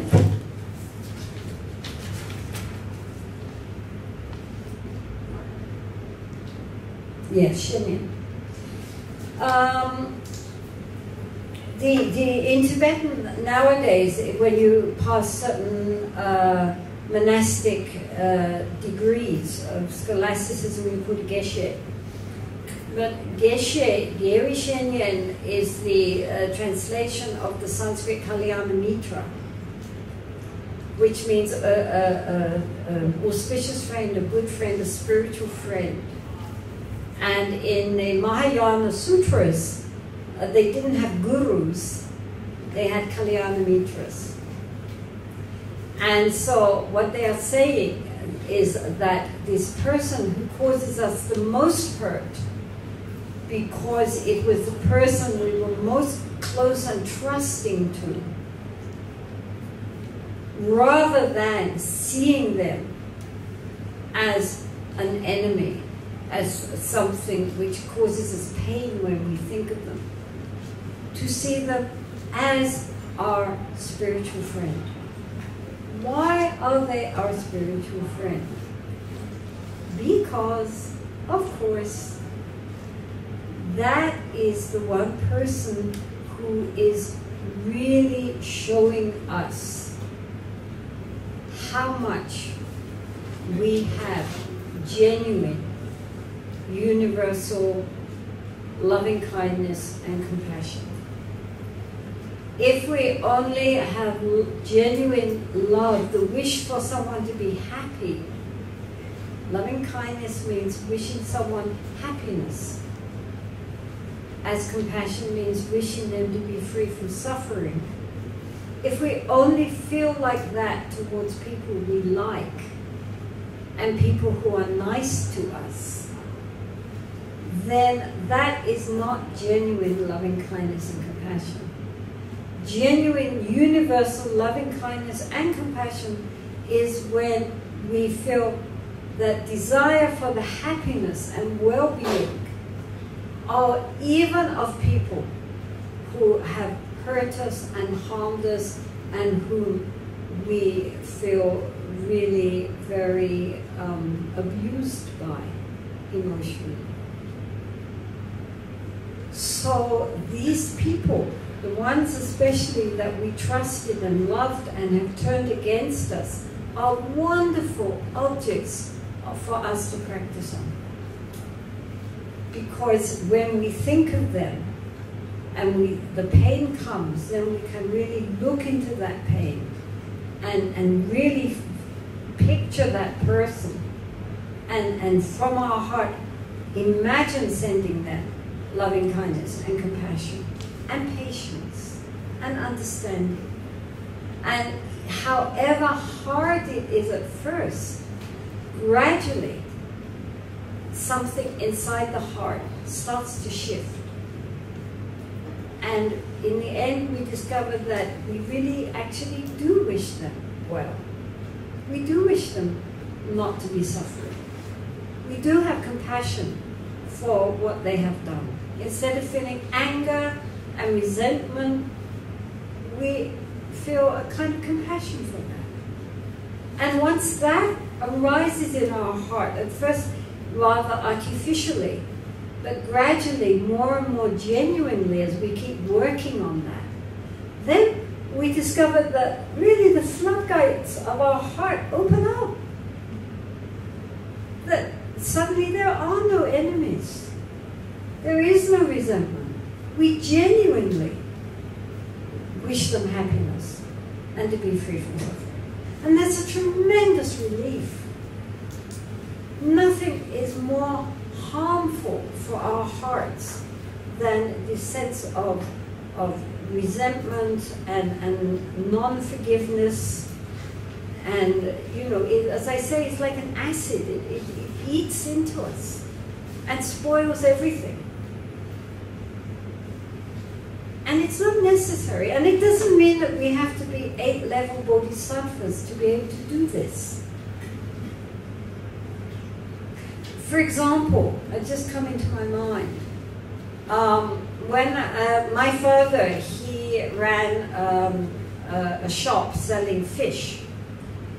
And so when he died, then my mother took over. And so she was running the shop. And the person who was the manager, who ran the shop, and she did a lot of work behind the scenes, was my father's brother, who was my uncle. And so he was running the shop, and he would go to the fish market every morning to buy the fish, bring it back, and my mother and he served in the shop. And so this went on for years and years, and my mother, it was, in those days there were no supermarkets, right? So everybody went to local shops. And so we were the only fish shop in that area. So it was, you know, we did it with business. But still the amount of money that my uncle would give my mother every week was very little. And he said, oh, that's all the profit we got. And she thought that, well, that's very strange because, you know, we're doing so well. How is it I'm getting so little? But he said, well, that's the way it is. Fish is expensive and da, da, da, da. And then after many years, one time he was sick and he couldn't go to the market. So my mother went to the fish market in London. And she went to buy the fish, and all the people selling the fish, the wholesalers, said, no, we're not selling you any fish. And she said, why not? And they said, because you owe us, you know, thousands of pounds. And she said, what do you mean? And she said, well, you know, Albert hasn't been paying anything for, he has a debt with us of like £3,000, which in those days was an enormous amount. And she was stunned. And then it turned out that he gambled. He gambled on the horses and on other things. And all this time, all the profits that we got, he was losing on the horses. So we ended up in enormous debt. And all these years, my mother having to bring up her 2 children, my brother and myself, had been deprived of the money which was rightfully ours. And we were left in incredible debts. And we had to shut the shop. But the thing was that my mother, not knowing anything about Buddhism, she felt such compassion for this man. We never lost contact with him. I would go to visit them to do the hair of his wife. And she never spoke badly of him. And she just felt very sorry for him, that he had this addiction which he couldn't contain. And she just, you know, she didn't feel resentment, she didn't feel anger. She just felt, you know, very sorry for him. And so, you know, she went on. She never talked about it. She never, you know, sat and brooded on it. She just accepted it and felt sorry that, you know, he had got himself into, you know, what he was suffering also. And just went on. So, like that, you know, I mean, even quite ordinary people, it depends on our attitude. You know, if we, you know, feel that people doing bad things, is threatening us, me and my ego, we get all very upset. If we look at it from their point of view, what caused them to do that? Then we it softens something inside us. And we can feel genuine compassion for their wrongdoings. And don't have to take it so personally. So this is a very important quality that we don't, when people do things which hurt us, especially people that we've trusted, that we don't nurse resentment and anger and upset, because it doesn't hurt them, it hurts us. So there's a double wrong.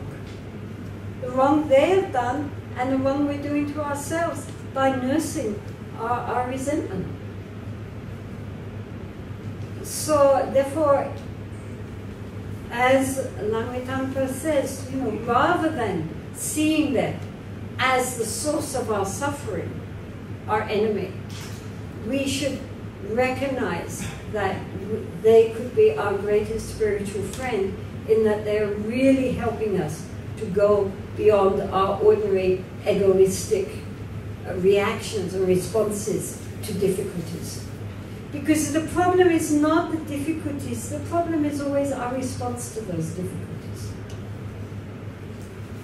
Either we go under or we become stronger. No one can do that for us. We only can do it for ourselves. But it helps a lot to get that validation that that's the way to go. And not to just be overwhelmed by the problems which come to us. Problems which come to us either completely defeat us or they make us stronger. And that is always up to us. Because,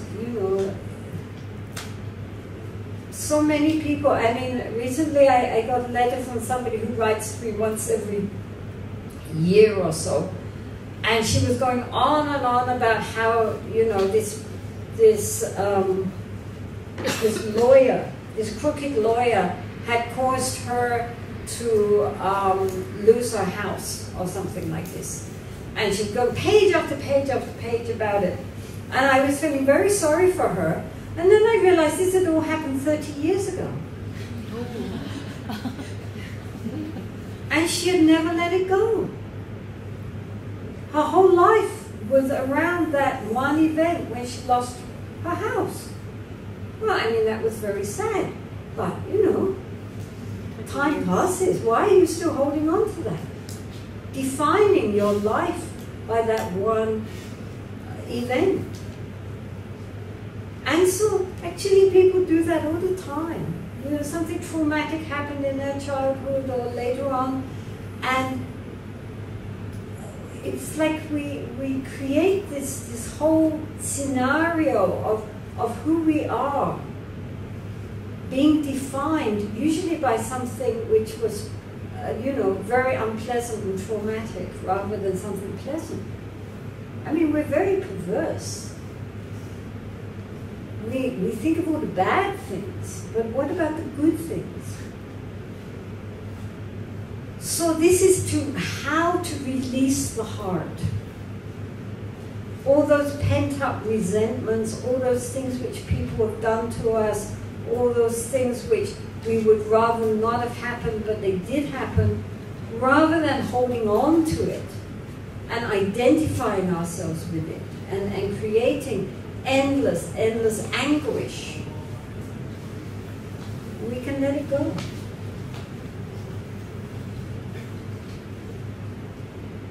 I have often said that if there was a universal mantra in Buddhism, it's not Om Mani Padme Hum, it's let go, let go, let go. Because the essential message is how to release. Give ourselves some space and some freedom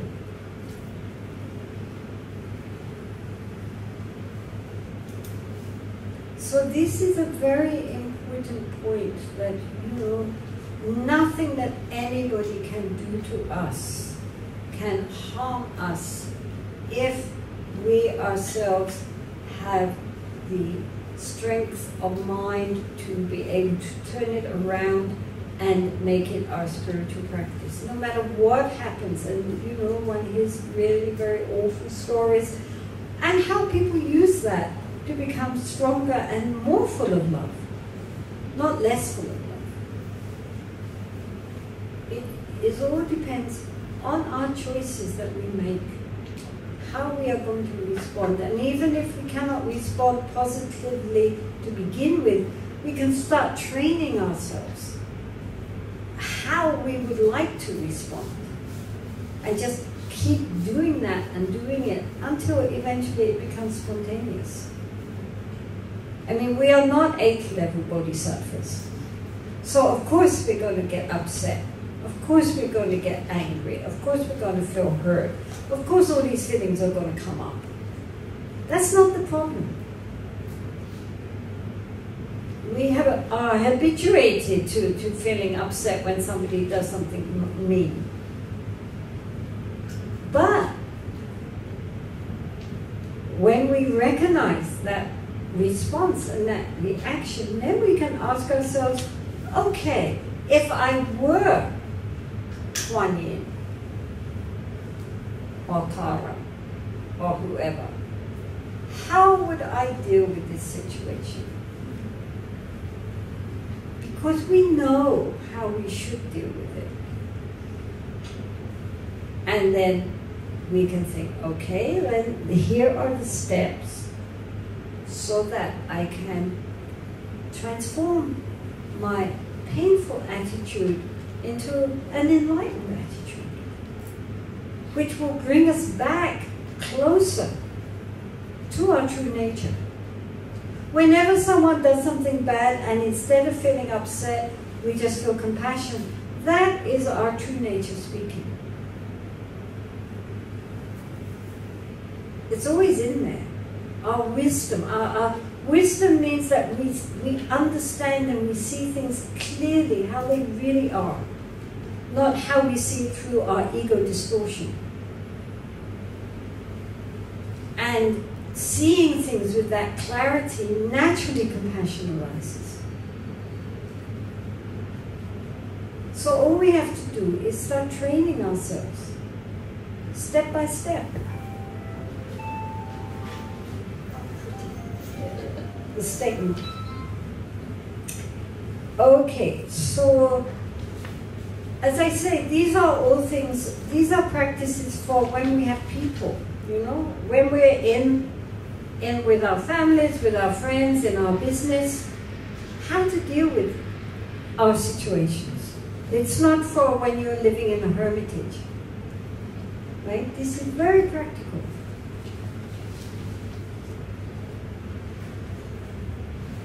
Okay, so he says, in brief, directly or indirectly, may I give all help and joy to my mothers, and may I take all their harm and pain secretly upon myself. So, first of all, he says my mothers, because of the idea that in all our endless births and deaths and rebirths and redeaths, at some point we have been related to everyone on this planet. We don't remember, but in the law of logistics, at some point or other, everybody was related to everybody. And as the closest relationship, in Asia at least, not in psychological circles, is the mother. Because without the mother, we would not be here. I mean, it doesn't matter what kind of mother we had. I mean, the fact is that if she hadn't borne us in her womb for so many months and then gone through the trauma of our birth and then taken care of us and brought us up, we wouldn't be here. So we have a tremendous debt of gratitude to our mothers that we could never really repay. Because without a mother, we have no life. And even among the animals, as we know, normally the mother is the one that really cares for the animals and looks after them and protects them. And, it's a natural response for the female. She has to be the one who is nurturing and caring. Because if she didn't, then the babies would die. So it's natural, whatever as an animal or a bird or whatever, then the mother will be there until the baby is at an age where it's independent, that she has to be there to feed it, protect it, look after it, clean it, nurture it, and love it. And most mothers do. Most mothers really, as the Buddha said, just as a mother loves her child, so we must generate a feeling of loving kindness. He uses the mother as the example, because a mother, she will give her life for her child. So when we consider that at some time or other, even though we don't remember, we have been so intimately connected with all beings at some time or other have been our mother, for example, then just as in this life we would care for, love, and feel compassion for our mother of this life, therefore we have that sense of responsibility for all sentient beings, because even though we don't remember it, at some point or other, they have been our mother. Right? So that's why he says mothers. Because that is considered to be, in Asia, as you know, the most uncomplicated relationship. I mean, it's an undoubted relationship. Definitely, we are very grateful for our mothers, without whom nothing.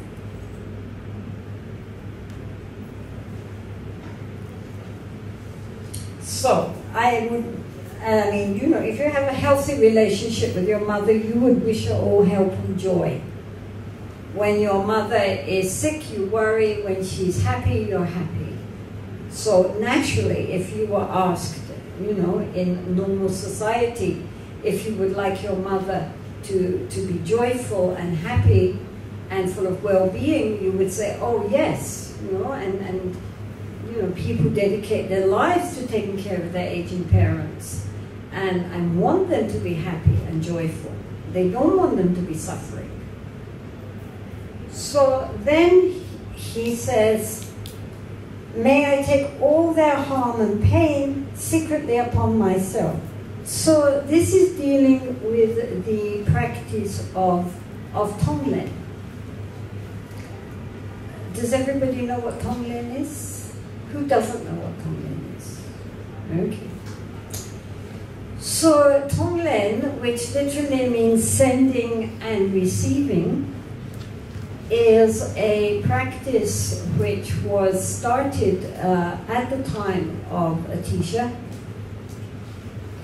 and it was said to be secret in that you don't have to let everybody know what you're doing, right?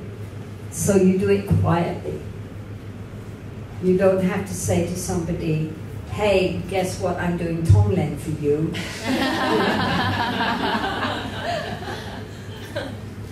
So the basic premise is very simple.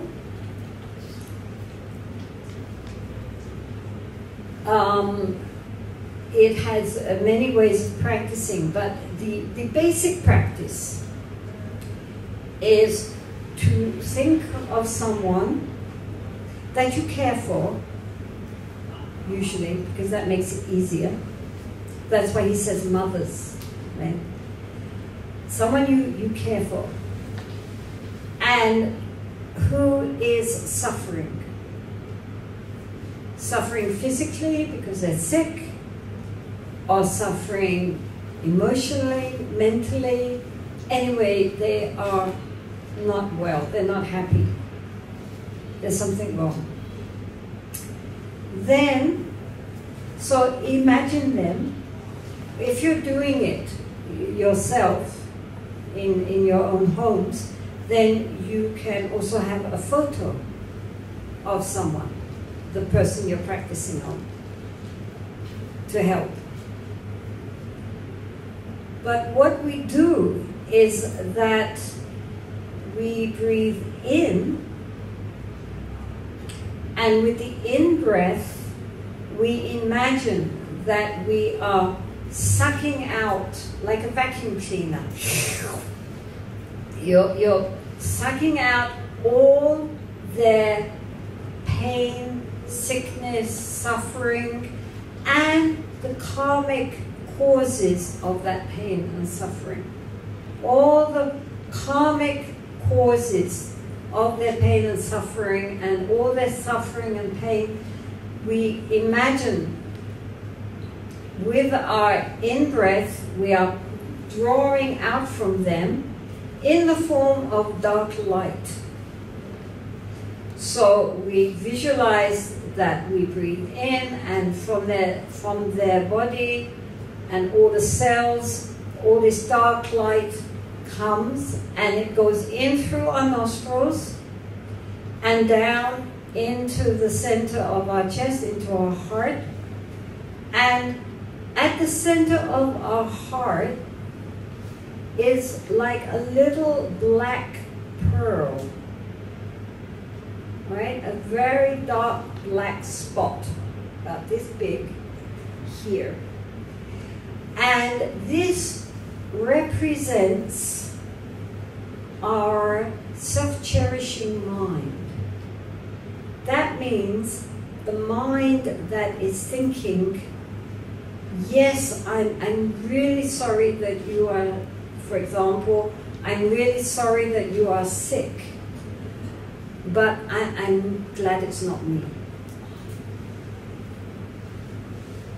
Because the first question that anybody asks with this practice is, this is very good, but it doesn't really work, does it?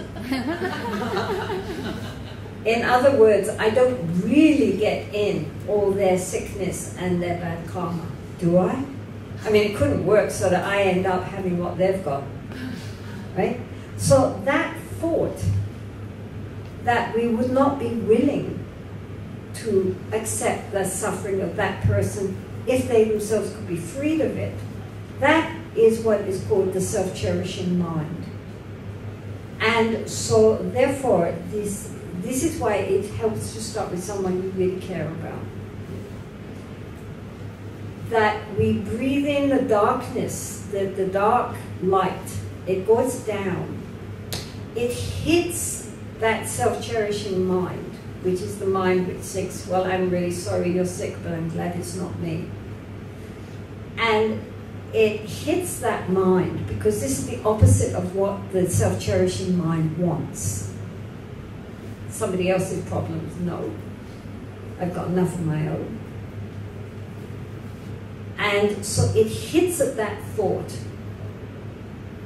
and it dissolves that thought. And at that moment, that black pearl transforms into a white light, a white pearl, for example, which represents our essential Buddha nature. Now, our essential Buddha nature, which is emptiness and clarity, luminosity, at the same time, ultimate wisdom and compassion, never can be defiled. No matter how much darkness we visualize absorbing, it never for 1 second is polluted. It cannot be. So, what is preventing us from realizing our true nature? The ego. Right? I mean, all genuine spiritual paths teach that what prevents us from seeing our own inner divinity is our small self. Our sense of ego identity. That is what obscures us from our true nature. Nobody goes into this as deeply as Buddhists do in their philosophy, but in very simple terms, we are obscuring our own light. So therefore, this practice reconnects us with our original compassion, which is our true nature. And all the resistance that we find, if we find resistance, that's a good sign, because it shows we're taking it seriously. Right? If it's too easy, it's probably you're not doing it right. So then, okay, we visualize all the suffering and the causes of the suffering are coming into us with our in-breath. They hit the little black seed or pearl of our self-cherishing mind, of our ego mind. Because of this great compassion which is causing this darkness to come into us, which we are invoking, that dissolves the ego mind, which then transforms into our Buddha mind, right? Which is the white pearl, from which then light comes out in the outgoing breath and absorbs into the object of our contemplation, whoever. And we imagine that they are completely filled with light, every cell of their being. Not only happiness and health and joy, but all the causes of happiness and health and joy. And so they are completely healed. So then with the in-breath, we take in the darkness, and with the out-breath, we let out the light.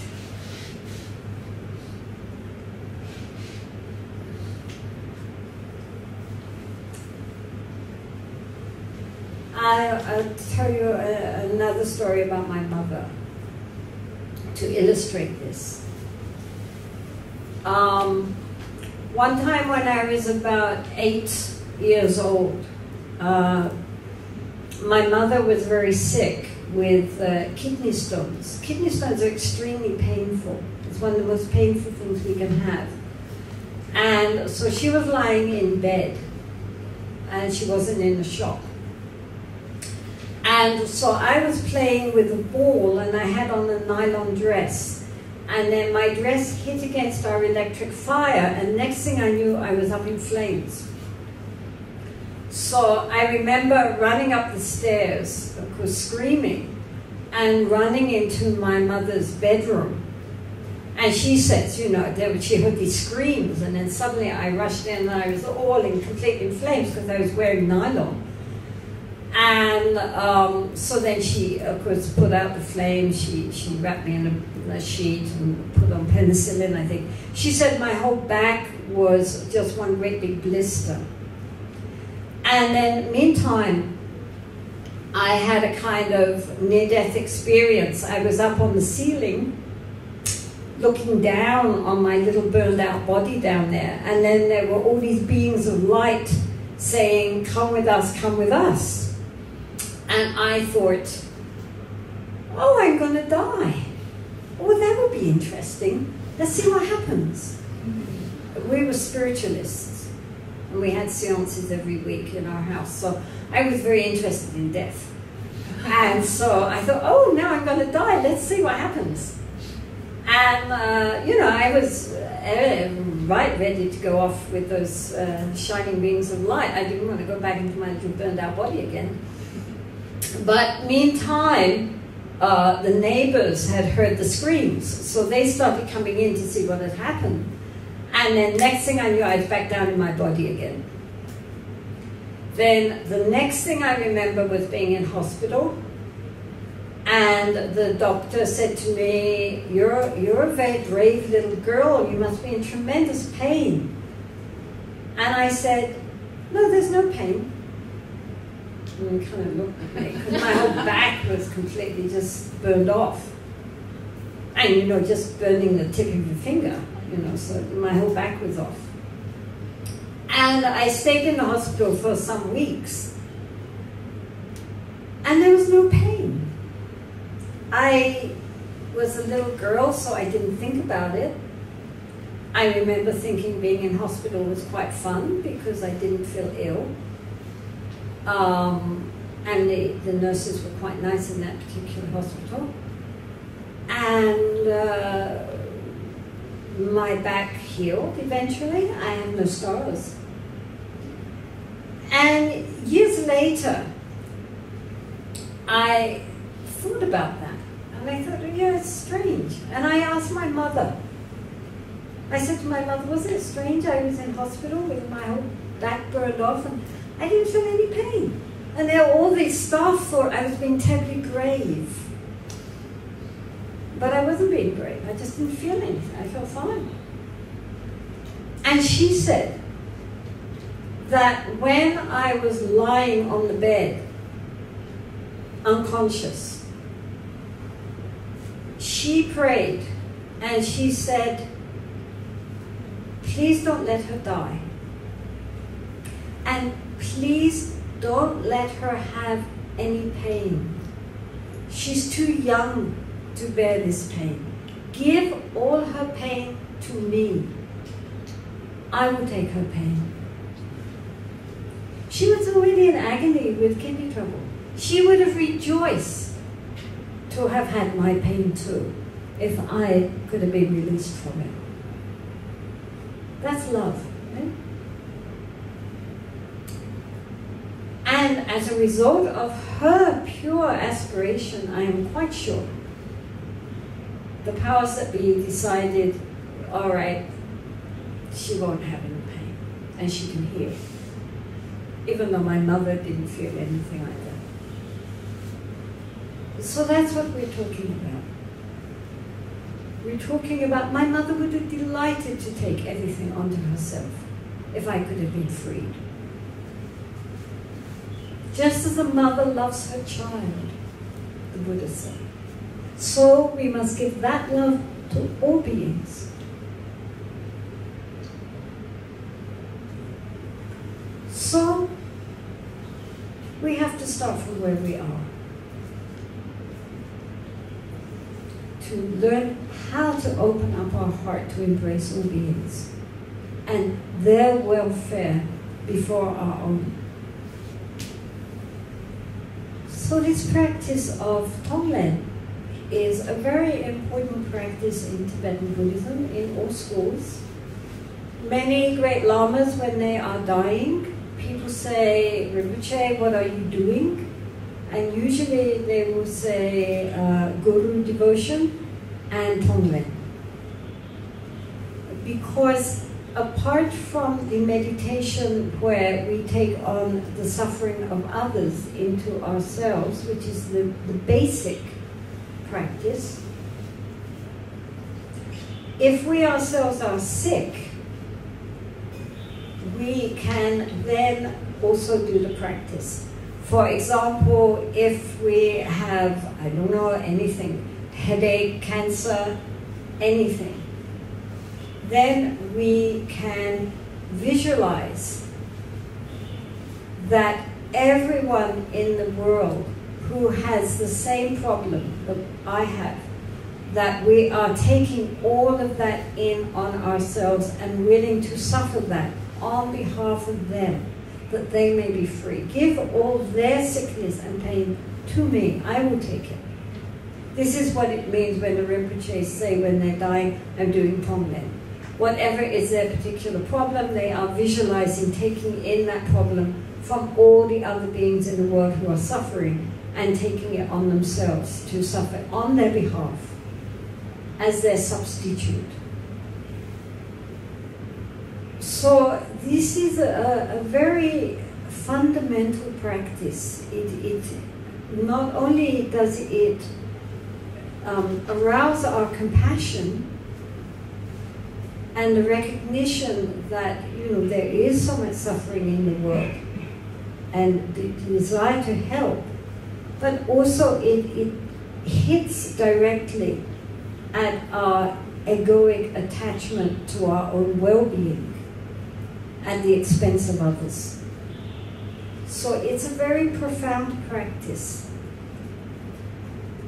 So I think because of that, it would be a good idea if we sat and tried it. Okay? We have lots of time here.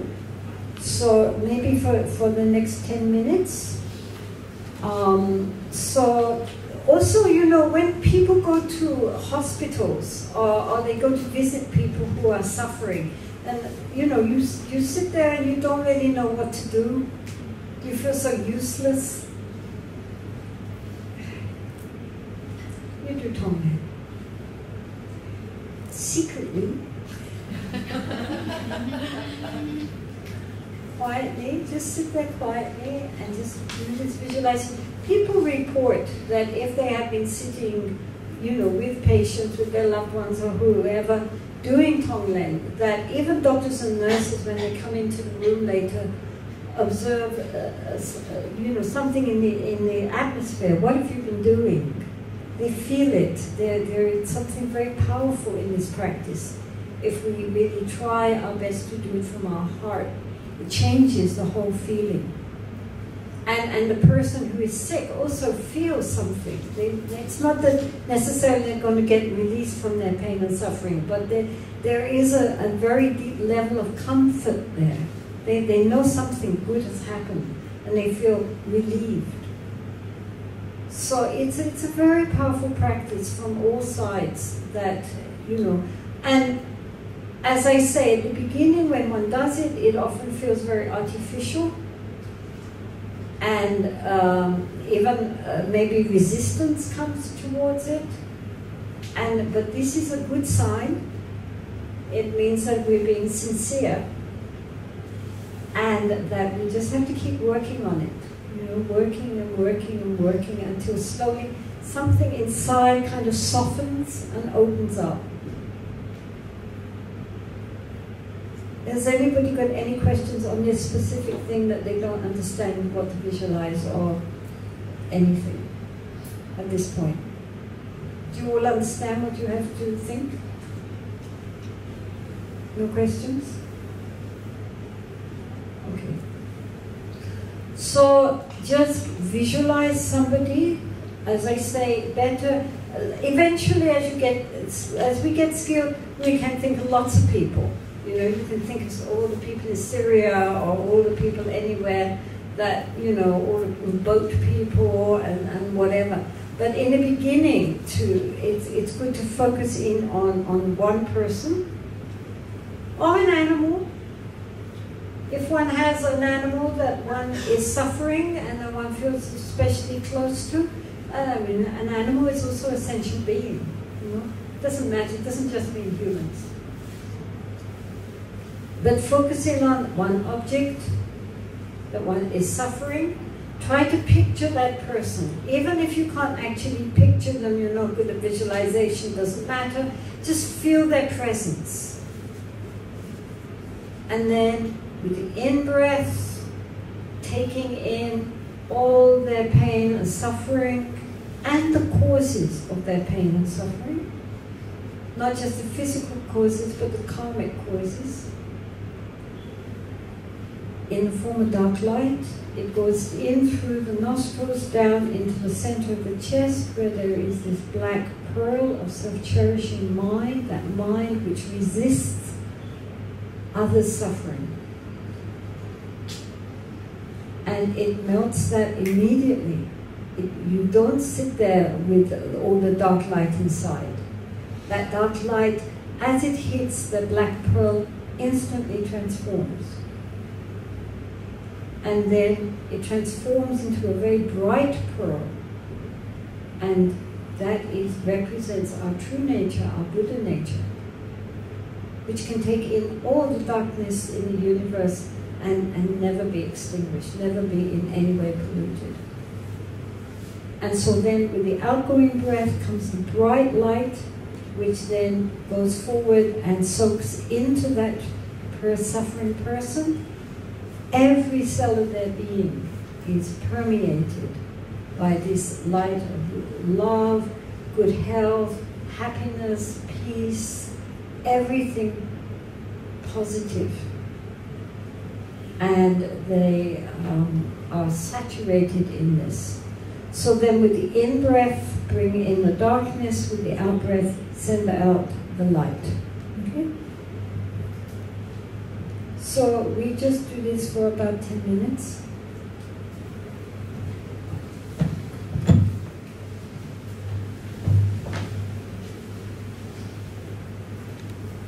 Relax the mind.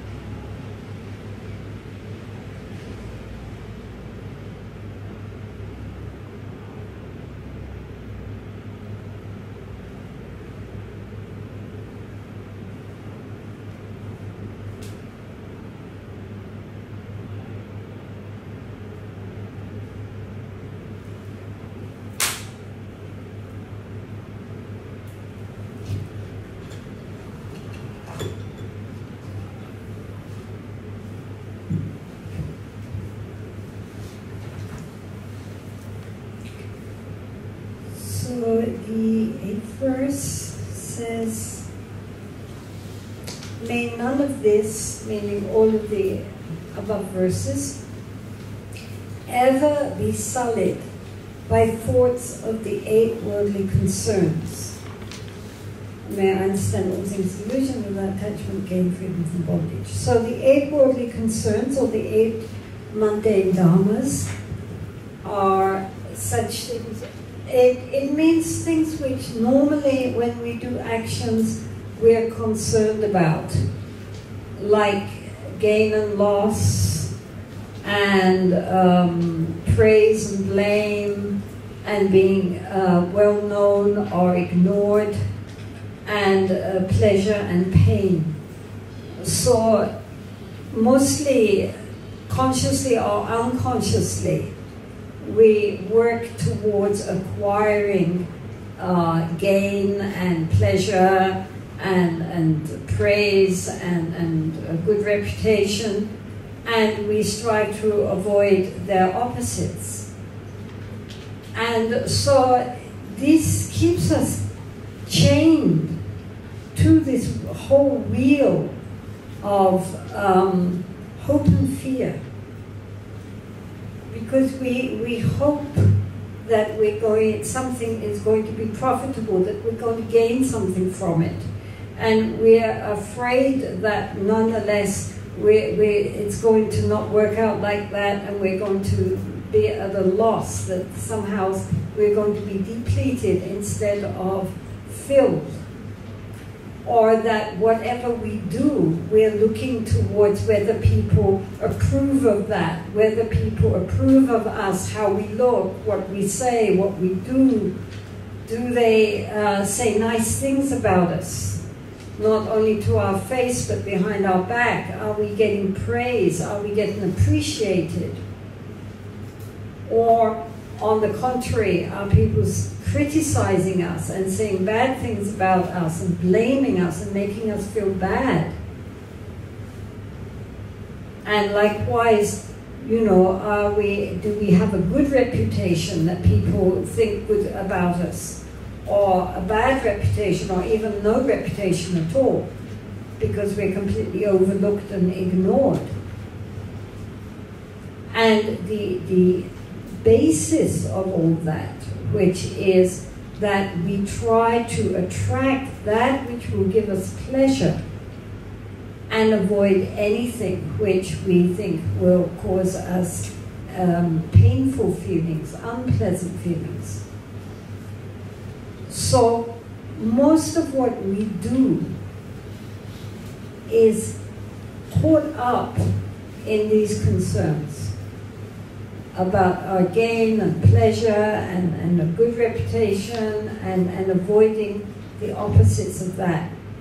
And so, therefore, even in spiritual practice, if we practice in order that we hope we will gain a good, you know, we will feel peaceful and blissful, and you know, that everything will make us feel good, or that people hear that we are going to the temple or to the meditation retreats, and therefore they say, wow, she must be a really good person. And then we give charity, we're making sure people notice we give charity, and then everybody praises us for being so generous and philanthropic, or that we are always motivating even our apparent virtuous actions so that people will notice and approve, and that they will say good things about us, we will get a good reputation, we will gain you know, everybody's respect, and for that it will be a great pleasure for us. Look how much everybody loves us. And the fear that if we do it wrong, that the opposite will happen, that we will be criticized, that we will be blamed, that we will lose our good reputation, and that will be very painful for us. So if we are motivated, even on our spiritual path, by these 8 worldly dharmas, then it's still worldly. You understand? It's not dharma. I mean, dharma just means phenomena. So if underlying intention is still caught up in this wish for a good reputation and that everything should make us feel better, and not out of genuine desire to shed our ego and really practice from the heart to transform our mind, not just for the sake of making us feel better and getting a good reputation, but in order to genuinely be of benefit in this world. This is the point. We have to look at our motivation. Of course, as worldly beings, we cannot wait until we are completely pure in all respects before doing anything.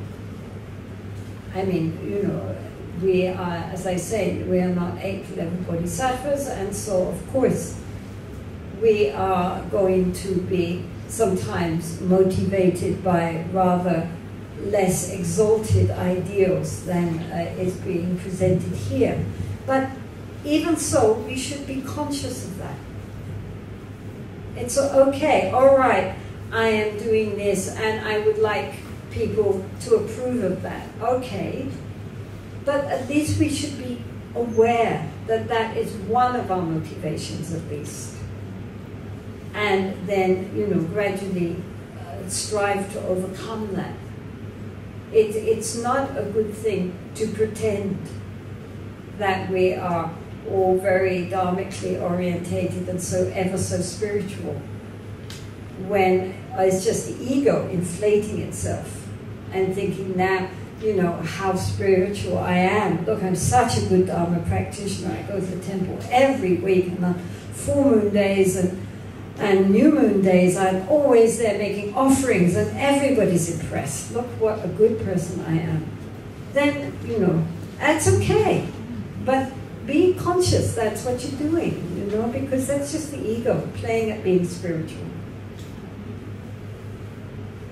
And Buddhism gives a very bad rap to the poor old ego, because of course the enlightenment of the Buddha depended on his recognition that ultimately this sense of an I, this sense of an me at the center of the universe, at the center of my being, solid, real, unchanging, me, was the cause of all our suffering. That was our ultimate delusion, and no one has understood that more profoundly than the Buddha. And this was, if he did hesitate to give teaching, which in some texts it says he did after his enlightenment, it was because he recognized this was such a revolutionary view and could so easily be misunderstood, and was so subtle that he wasn't sure that anyone else would ever understand it. And he was, of course, reassured by the deities. Yes, there are a few who have their eyes that were covered with dust, they will understand. And of course, down through the ages, you know, now 2.5 millennium, there have been people who have directly realized what the Buddha was talking about, which gives, I am assured, a great sense of relief.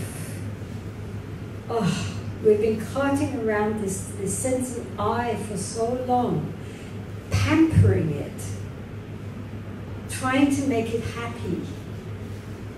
But the sense of self is never satisfied. It always wants more and more and more. It's like a big black hole. You pour things into it, material things, professional advancement, success in the world, approvals, relationships, more and more and more, and it is never satisfied. And it's only when it completely dissolves that there is freedom of the heart and the mind. True. But in the meantime, we're stuck with it. It's one thing to say, yes, ultimately there is no solid, real, enduring ego. But it's another thing to live within that realization. And meantime, it is actually important on the path to have a healthy, happy sense of self. Because all these verses are dealing with our ego.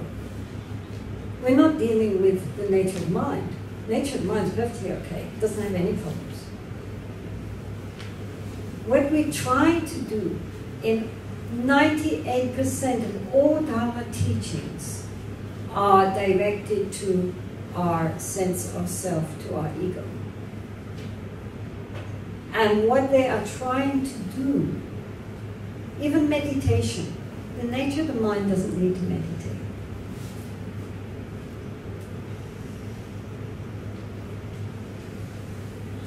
What it's trying to do is heal our sense of self.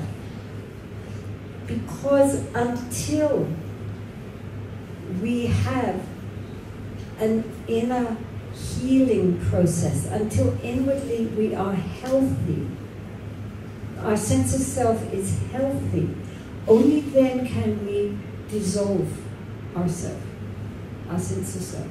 If the sense of self, the ego, is unhealthy psychologically,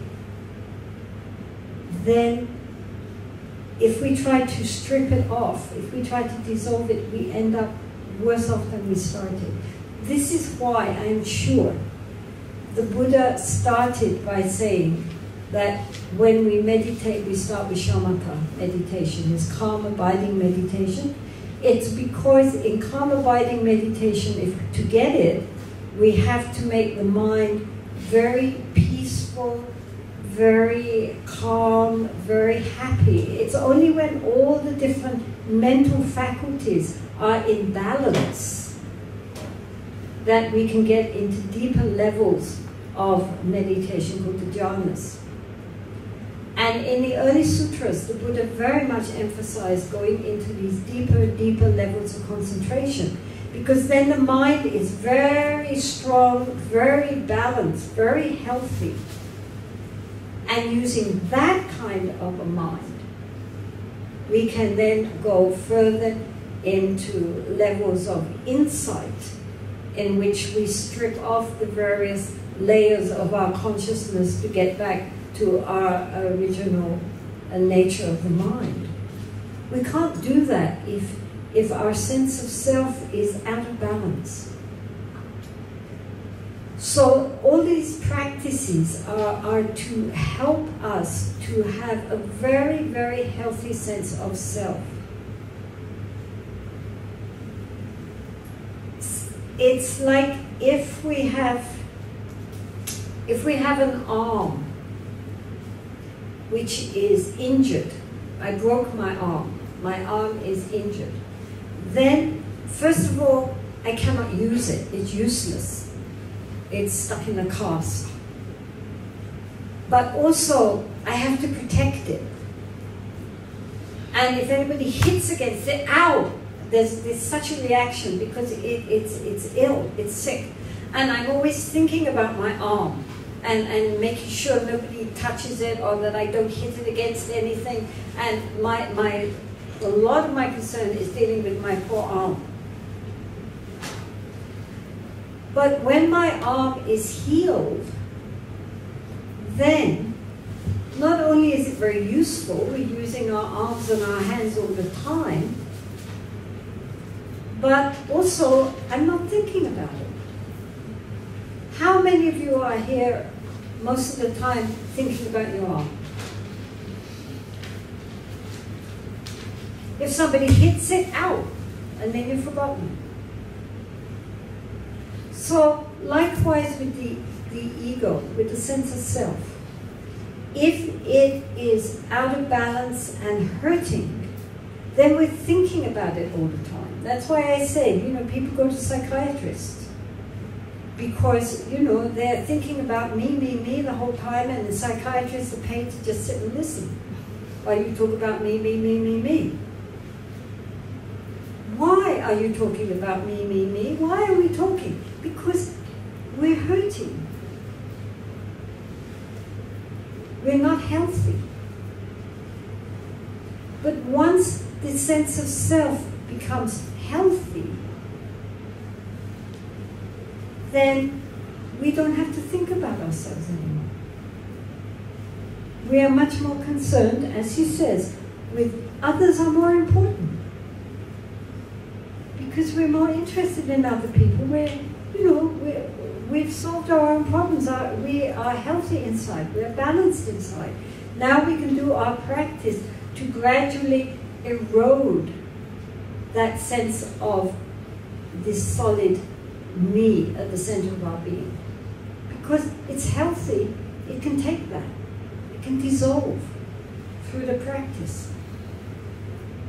Even Shantideva, this great 8th century Indian Pandit, he says there's a great difference between arrogance and pride, which is a klesha, is an afflictive emotion, and self-confidence, which in Tibetan are the same word. Because self-confidence is essential on the path, he said. If you don't believe in yourself, how are you going to go walk on the path? So we need first to make a healthy sense of self, which is able to walk the path to its own death, to its own dissolution. And that's why it's important not to get too involved in these 8 mundane concerns, because then that just turns our spiritual practice into another ego enhancement, which is not what we're trying to do. We're trying to diminish our obsession with our ego, not to enhance it and make it more. It's like inflating. You see all these people in spiritual groups who are, you can see they're just big like a balloon, bouncing up and down, big inflated egos. But you can also meet people who are genuinely striving to practice, who have very little ego, who are very genuine in their caring for others, who are very genuine in their compassion and their loving kindness and their devotion. And I think all of us, we can feel the difference when you meet people. You can feel it, who is being buoyed up by their ego and who genuinely is open to the happiness of others and has genuine devotion for the path. So we can see it in others, we don't always see it in ourselves. So that's why we need to look inside at ourselves and see with compassion where we are going wrong, if we are going wrong.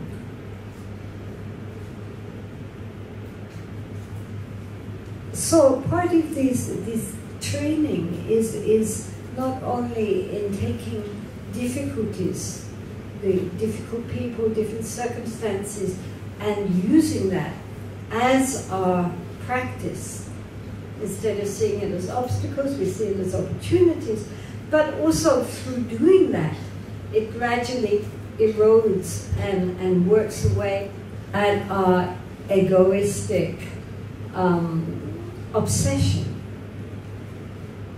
so that something else arises within us which is not based on me. Something so much greater than who we think we are, which is our true nature. So it's not like some people have it, some people don't. It's just some people it's covered up, and some people it's more transparent.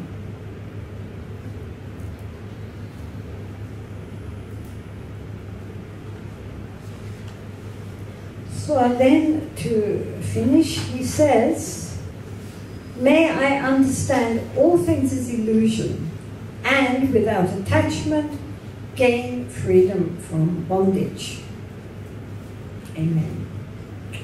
So, all things are illusion. Why? In the sutras, as you know, they compare our seeming reality to a dream, a bubble, a rainbow, a mirage. All these illusions dealing with something which looks very solid, but when you try to find the thing in itself, you cannot find it. So like a rainbow, it looks very real. I mean, it's definitely there. Everybody can see it, I see it, you see it, everybody sees it, that's a rainbow.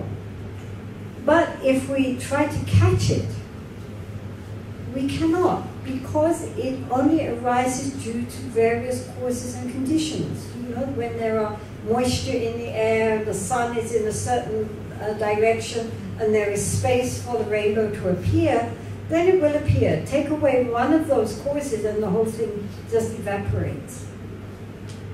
And so all of these illustrations are intended to help us to understand that our also solid reality is not nearly as solid as we believe. The Buddha, he said that our universe is created by the karma of the beings inhabiting that universe. So therefore, we see the universe, we see our outer seeming reality in accordance with the kind of karma we have. And the kind of karma that we have as human beings creates the kind of sense organs which we are going to have because we have the karma to be human beings. And so if we were another kind of being, like, as I said before, birds or fish or dogs, they have their own world. We don't know even what it's like. They have their own sense organs. And like dogs have this incredible sense of smell. They live in a world of smells which is completely beyond anything we can imagine. So we only see what we see due to the fact we have the karma to be reborn as human beings. Now, nowadays, of course, science to a certain extent is coming to our rescue here, because, especially with quantum physics, they are proving what has been known for millennia but could never be proved before. When we say that everything is empty, shunya, what does it mean? Shunyata is a big buzzword in the Buddhist world. Emptiness, emptiness, emptiness, emptiness, right? I mean, we just, you know, we were talking about writing out the Heart Sutra. No this, no that, no that, no that, no that, no that.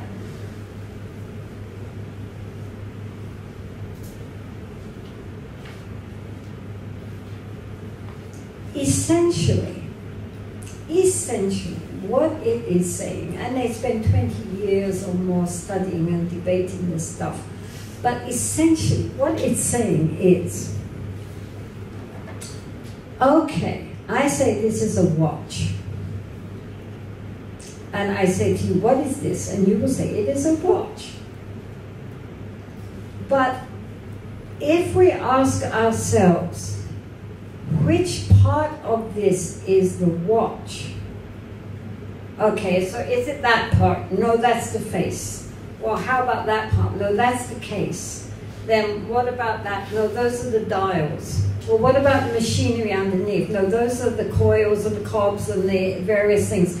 And if we look, each part, we say, okay, this is the frame, then which part of it, north, south, east, west, which bit is the frame? Is it the outside or the inside?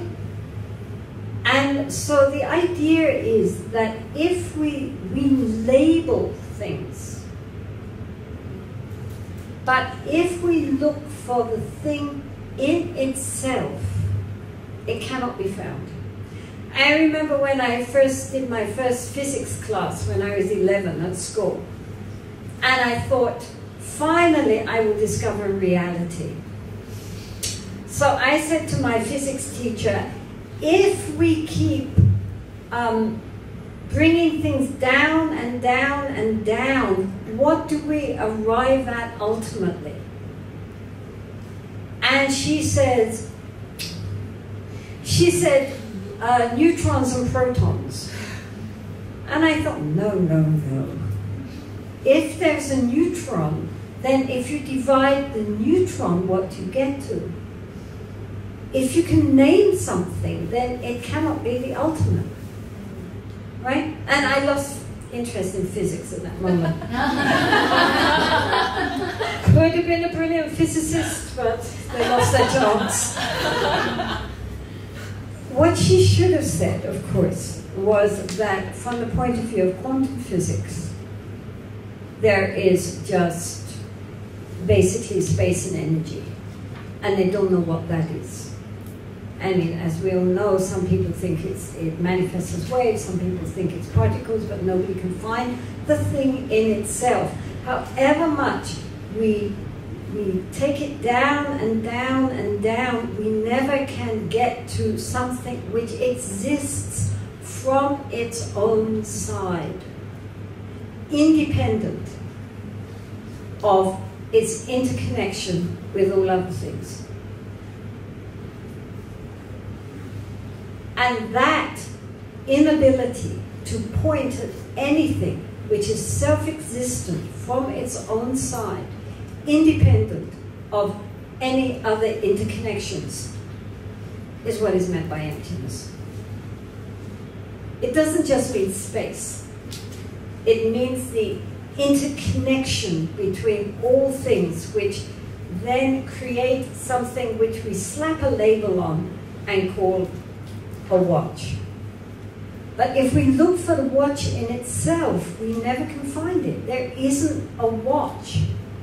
There is just a whole mass of bits which are put together, work together, and then we call it by that name. But the watchness of the watch can never be found, because it's just an idea we have.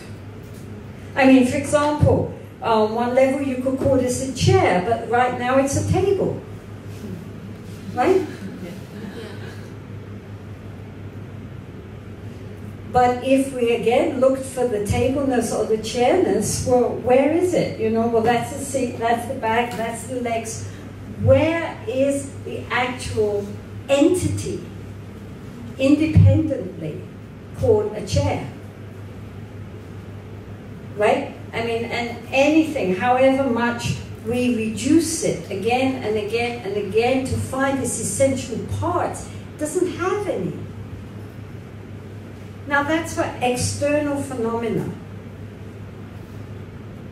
And it's proved. I was reading an account recently of some neuroscientists in England who had shown that, for example, if a dog walks in front of us, all that the eye, the organ of the eye picks up is a kind of shape and a kind of color, which of course it can't name.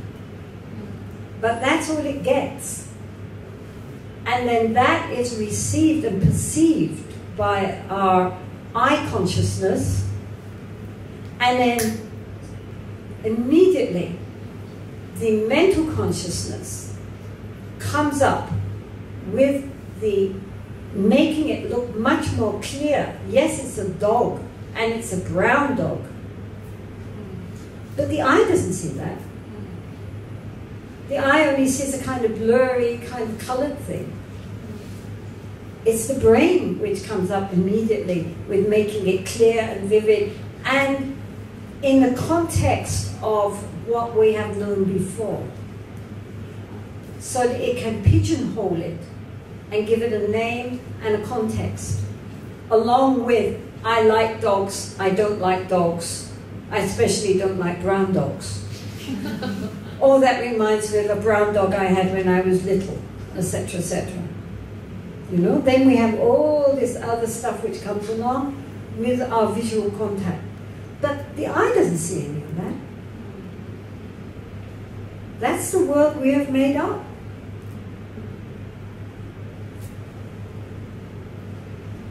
But in addition, our sense of self,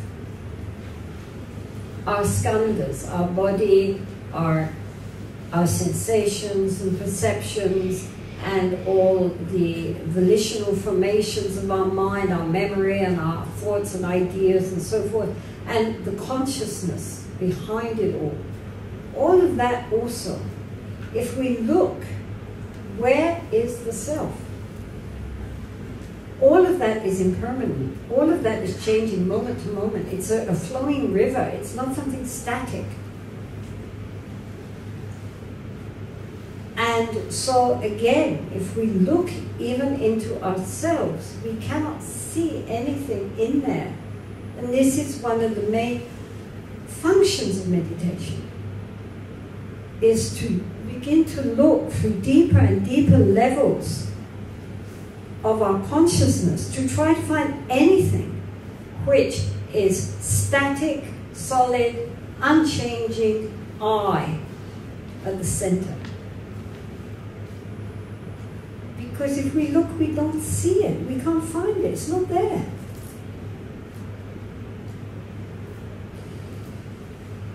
In the Yogacaran school, in the Mahayana, there were two main philosophical schools. One was called the Chittamatra school, one was called the Madhyamaka school. Well, Madhyamaka came first. That was under Nagarjuna and Aryadeva in the 1st century. And then about 2 or 3 centuries later rose the Chittamatra school of Asangam Vasubandhu. Now, in the Chittamatra school, which actually is the school followed in Chinese Buddhism, although in the Tibetan school they are more in favor of Madhyamaka, but in the Chinese school and the Chittamatra school, or Yogacara school, they posit, apart from the 6 main consciousnesses, which is standard for all Buddhism, that is the eye, ear, nose, taste, touch, consciousness, and the mental consciousness, that makes 6 consciousnesses. Everybody's agreed on that one. They posit further 2. Now, the 8th consciousness is called the alaya consciousness. The alaya means a storehouse, as in Himalaya. Himalaya means, Him means snow. Hima means snow, alaya means storehouse. So it's a storehouse of snow, Himalaya. The alaya, or 8th consciousness, the substratum consciousness, as some people call it, because the Tibetans don't translate it as a store, but as a basis, an all basis, a kunji. It's like the substratum consciousness. This was posited by the Yogacara to explain what happens as far as first of all, our memory is concerned. I learned something yesterday. I remember it today. I learned something back in my childhood. I still have it. I remember what I did last year, right? We all have memory, but our ordinary mental consciousness is momentary, right? It's like a stream. So where is stored all our memories? And secondly, where is stored all the karmic seeds?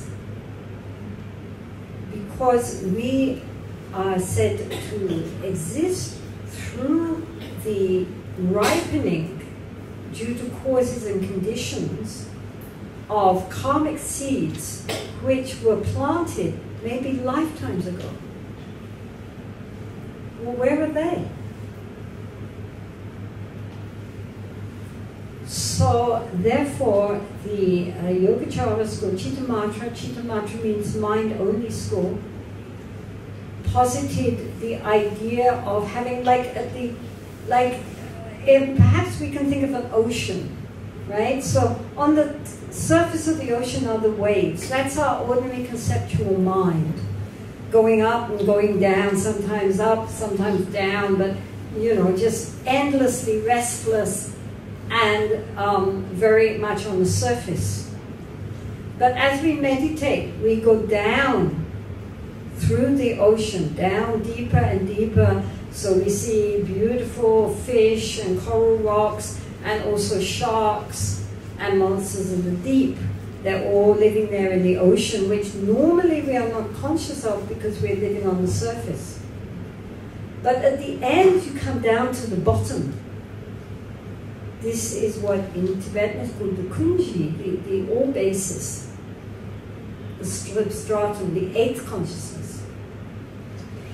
And so the idea is that in the eighth consciousness is stored all our predispositions, our mental patternings, our emotional patternings, and all the karmic seeds, which when the right causes and conditions come together, will rise up and create, you know, where we're likely to be happening to us. Now, between this eighth depth consciousness and the sixth upper consciousness, here's the eighth consciousness, here's the other sixth, and they kind of go like that. So there's a little bit in between where they overlap. And that is the seventh consciousness. Now this seventh consciousness is called the Klishtamana Vijnana. Klishtamana means afflicted mind consciousness. And it's an afflicted mind because it is where the idea of an ego originates. And since the idea of an ego, in the sense of a permanent, solid, unchanging, enduring self, is a delusion, it is an afflicted consciousness. However, the actions of body, speech, or mind, which we then perform based on this seventh consciousness, could be karmically virtuous or unvirtuous, depending on the underlying motivation, intention. So if we act with body, speech, and mind with an afflicted negative mind, like full of anger or greed or jealousy and so forth, then that will make negative karma. If nonetheless this full sense of I is conjoined with virtuous actions, with loving kindness and devotion and generosity and all these, then it will make good karma, even though it's an afflicted consciousness, because it's still depending on an I, on a delusion. You got it? So, therefore, the aim of of meditation, of practice, is to recognize that all these levels of consciousness, down to the 8th consciousness, are based on an essential delusion and are empty in their nature. Empty means that, again, you cannot point to a thing in itself and say, this exists by itself, independently, and not in, connected with everything else, because everything is interconnected constantly. This is what the Buddha meant by interdependent origination. Nothing can exist in and of itself independently. Everything exists in its interconnections. And the more clearly we begin to see that, the more our sense of this individual self, me, which is in contradistinction to all of you. That basic duality of our mind, of subject and object, is our fundamental delusion. When we have a really deep realization of the nature of our mind, which goes beyond all these consciousnesses, that isn't based on duality, that isn't based on subject and object. It doesn't mean that we become a kind of cosmic blob. On the contrary, we wake up and we realize that all this kerfuffle which we've been going through since beginningless time is like a dream, like an illusion. It seems very, very real while we're dreaming it. Our body believes it, and will respond to the messages it's getting from our mind. But when we wake up, we recognize that was just a dream. So Buddhism is all about trying to wake up. To wake up from the dream of our illusion, of separateness. That we're all little separate entities, and not recognizing our deep interconnection. This is why the planet is suffering. Because we think we're separate. And we don't recognize that we're all very intimately interconnected.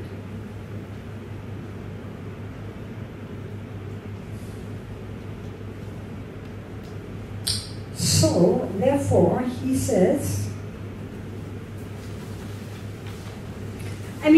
people who are genuinely awake have access to a whole different level of consciousness. It's not at all that they're blanked out. For the first time, they're really awake and clear and vivid. But everything is no longer seen from the point of view of I. Everything is seen as it really is, without endless reference to how it's going to appear just to me, and the sense of separation which we feel with each other and with nature. That just dissolves because it's not true.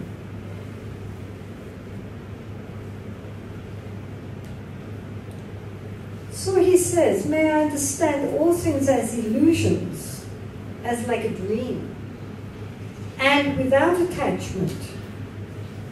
You see, one says, why are we also attached? And the Buddha said that attachment is the root cause of our suffering, is because there's an I which needs to be protected. So therefore, I reach out to hold on to things and to people, hoping that they will substantiate who I really am. And then also we push away anything which we think will challenge ourselves. Anything painful to me. But in ultimate reality, if the sense of I-ness, my-ness, begins to dissolve, then what's there attached to? Space doesn't attach to anything. Space is all-pervading. Where is space not? We are space. This chair is space. Space in the hall, space in the sky, space in the universe. Everything is space. But our delusion solidifies and makes it separate. Likewise, our minds are vast and open and interpenetrative. But because of our sense of ego, it becomes like imprisoned in our brain.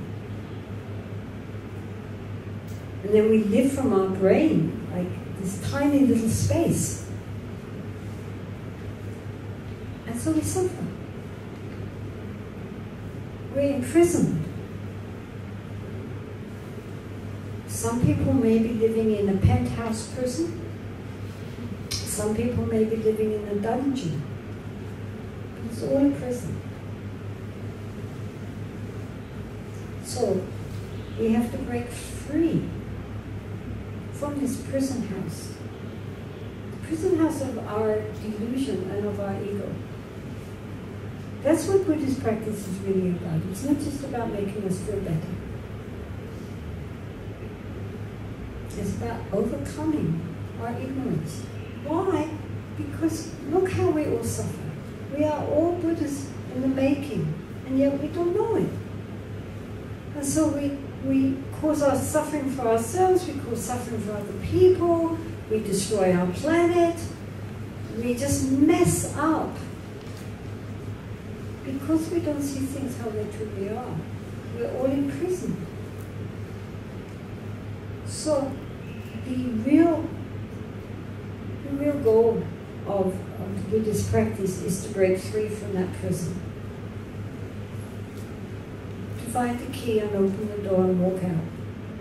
And then, having walked out, to help others also get out. It's not just, oh, well, now I'm out of prison, great.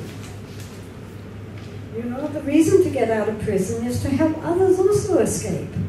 So we all can escape from this prison.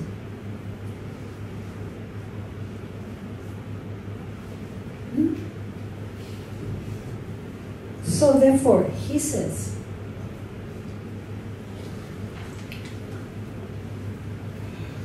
may I understand all things as illusions and, without attachment, gain freedom from bondage. The bondage is our belief in our own separate ego, and that everything outside that we see is exactly how we think it to be, and not recognizing that all things are illusions. Okay? So, are there any questions? I think you've been handed a piece of paper. Does anybody have a question?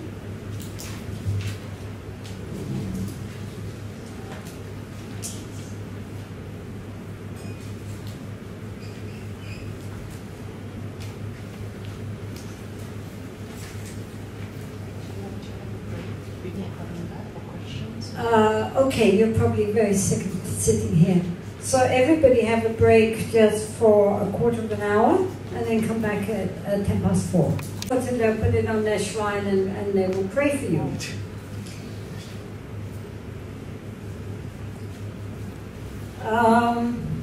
The long musical tube, is it an Australian Aboriginal didgeridoo? It was not a didgeridoo, but it was sort of like that. It didn't come from Australia. I think it was, if I remember, South American.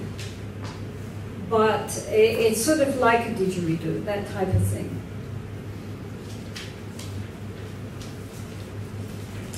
When doing Tonglen, is it okay if the mind just wants to stick to one particular object?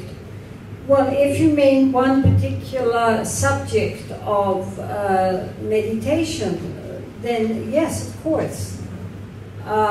It's more focused if we think of one person and practice the Tonglen on that one person.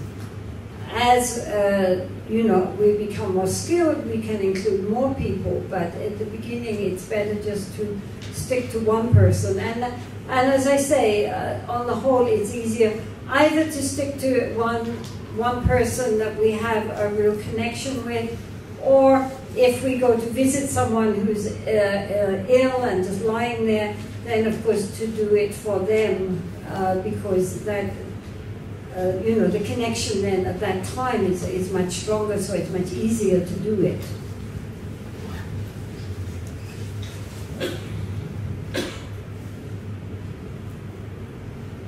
Ego. Is writing a memoir or biography interpreted as satisfying one's ego? Well, I think it depends. You know, one time I complained to a Lama that there were so few biographies of women in Tibetan Buddhism. And he said, well, they are very lucky because, you know, if you have a biography, then you will become proud. And so nuns and other female practitioners don't become proud. And I said, oh, poor old Milarepa. You know, he's now going to have a problem with his pride because everybody's read his biography. I mean, he didn't seem to think that was a problem for the men, having their biographies written, only for the women. So I think it depends. Sometimes people find, you know, who write their biographies, write it with the motive. It depends why you write it. But if you write it with the motivation that, you know, maybe you had a lot of problems or difficulties or something really significant that you want to say, that you're sharing this with other people might be of an inspiration and help for them, then, you know, so be it. Of course, all biographies are about the ego. You know, even Milarepa was about the relative nature of Milarepa. It wasn't much going on about the nature of mind, about which there's not much you can say. So, I mean, all biographies, even the biography of the Buddha, is dealing with his, you know, his conventional self. Because the ultimate Buddha cannot be written about or even thought about. But nonetheless, it inspires us, other people, on the path. That's why spiritual biographies can be very helpful for people. You know, there are very many famous spiritual biographies of, or, you know, not just Buddhists, but Christian and Hindu and so forth, which have been read down the ages and really inspire people.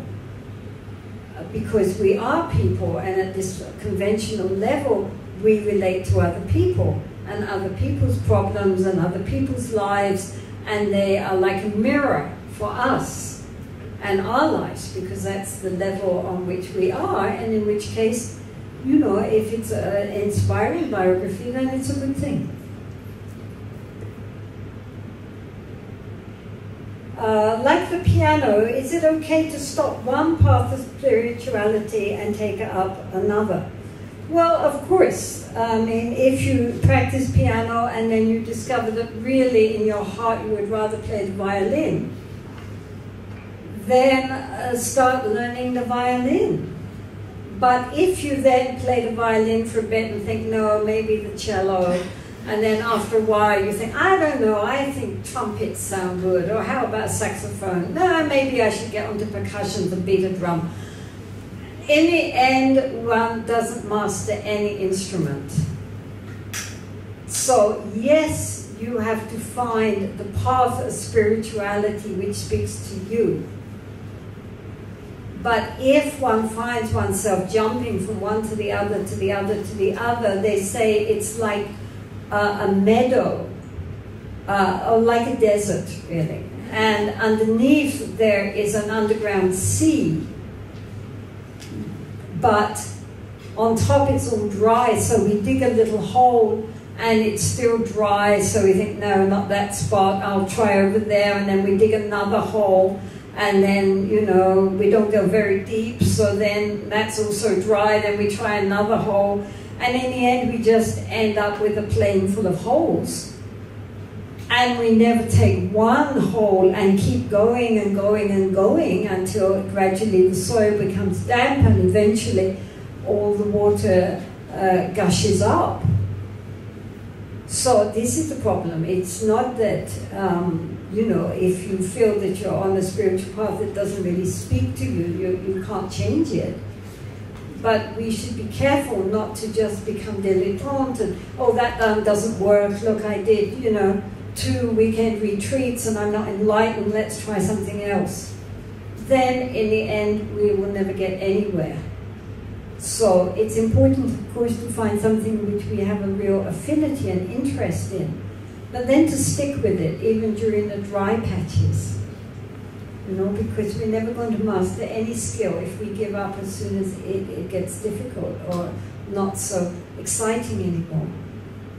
You know, it's patience and perseverance is the name of the game.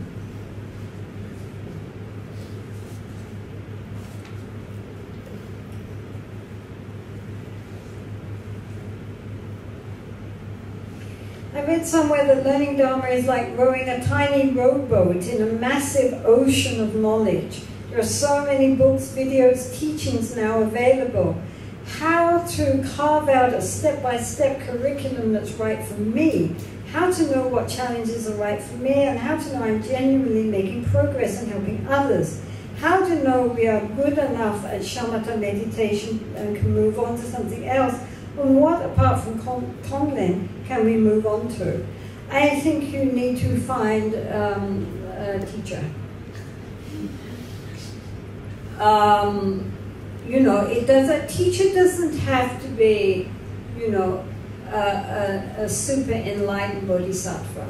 If you can find one of those, that's nice, but they're usually already very busy.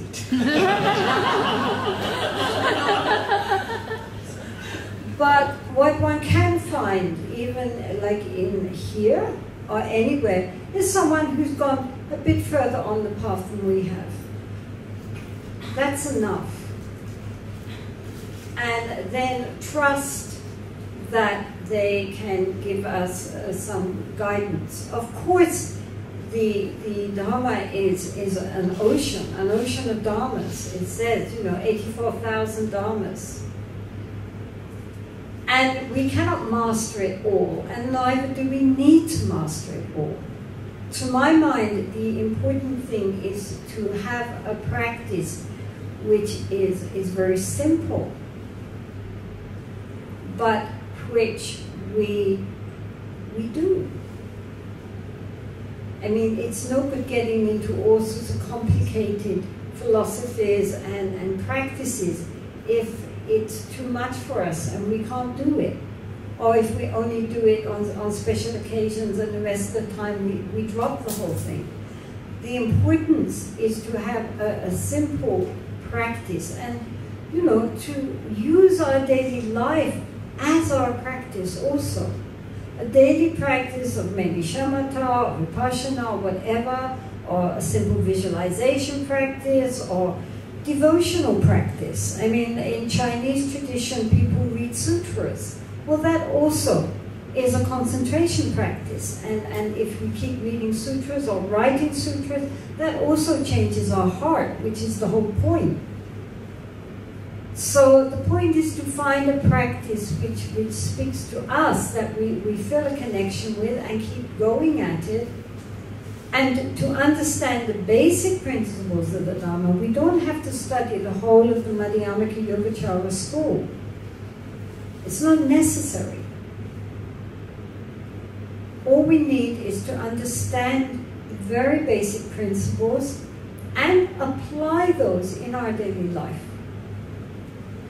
This is why things like Lojong are so useful, because they are dealing with everyday situations which we all have to come across, and how to integrate, for example, Lojong teachings into daily life. On one level, they're very simple. On on another level, they're very, very profound because they're hitting and chipping away at our very obdurate sense of self.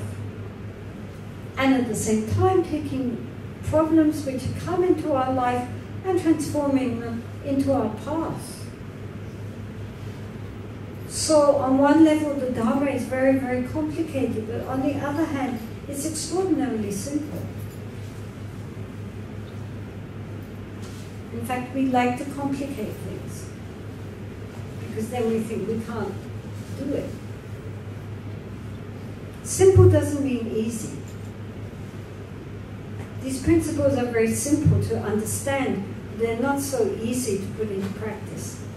But that is the practice. And like learning the piano, in the beginning we hit all the wrong keys, it sounds terrible. We cannot start learning the piano by playing a Beethoven sonata.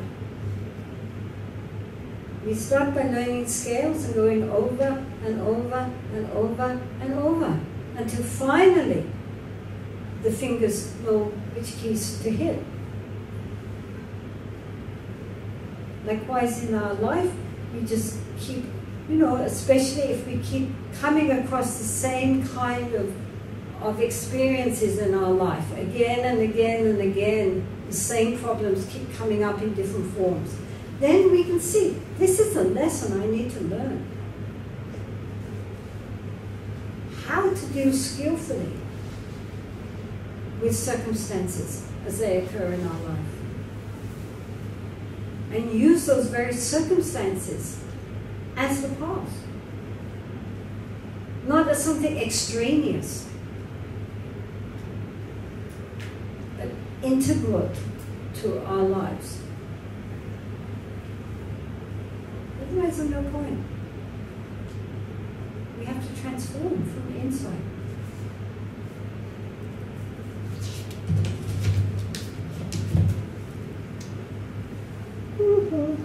I have not intentionally thinking about work, but work stuff comes into my mind all the time during non-office hours and rest time. How can I control my mind and feel less stressful? Relax. Relax. Find something in your non-work time which interests you. Take up a skill. Sit and write out the Heart Sutra.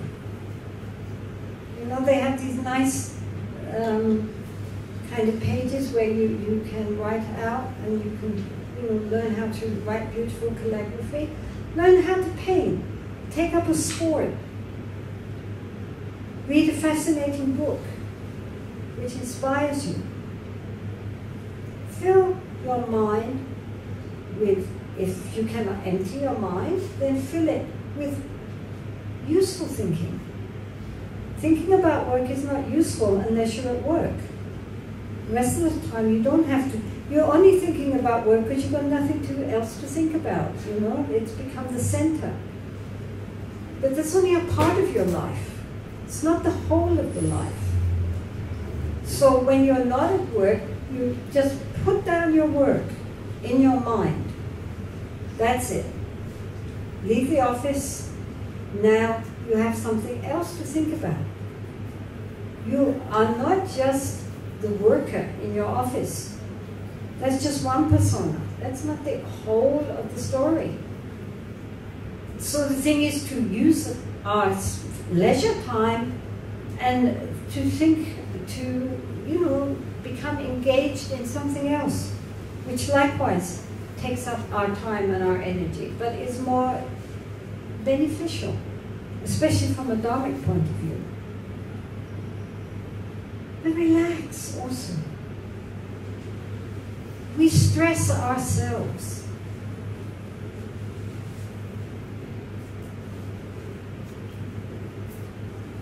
Really we are not very intelligent. We think we are so clever, but really we are rather dim. Animals don't stress themselves. Look at them.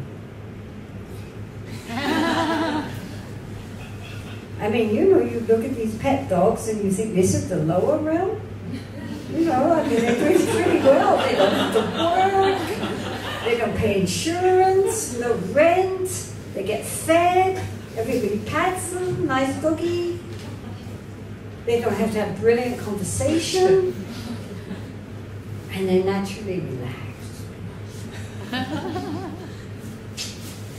So next time you're all stressed out, look at your dog or a cat and see how completely they are living in the moment, the sound, and they're alert, and yet at the same time inwardly very relaxed and spacious. So maybe we should all pray to come back as dogs.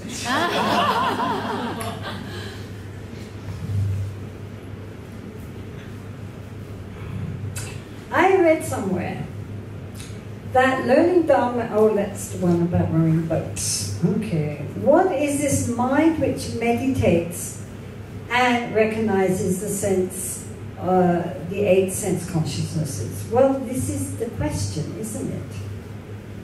This is what we are looking for. What is consciousness? What is that awareness? Because normally we are so busy thinking, even when we meditate, that we find it very hard to be aware of just being aware, to be conscious being conscious.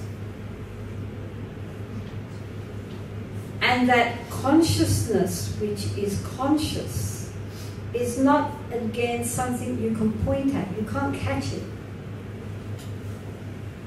The mindfulness, the awareness which observes the thoughts, is a consciousness which is still needs an object. There is a subject, the mindfulness, and the object, which is the thoughts or the movements or sound or whatever. Right? So it's still caught within duality. It's still a temporal manifestation. But beyond that, so to say, there is another level, a primordial level of awareness, which is compared to space because you cannot see it, you cannot catch it, but is all pervading, which is our very nature, our true nature.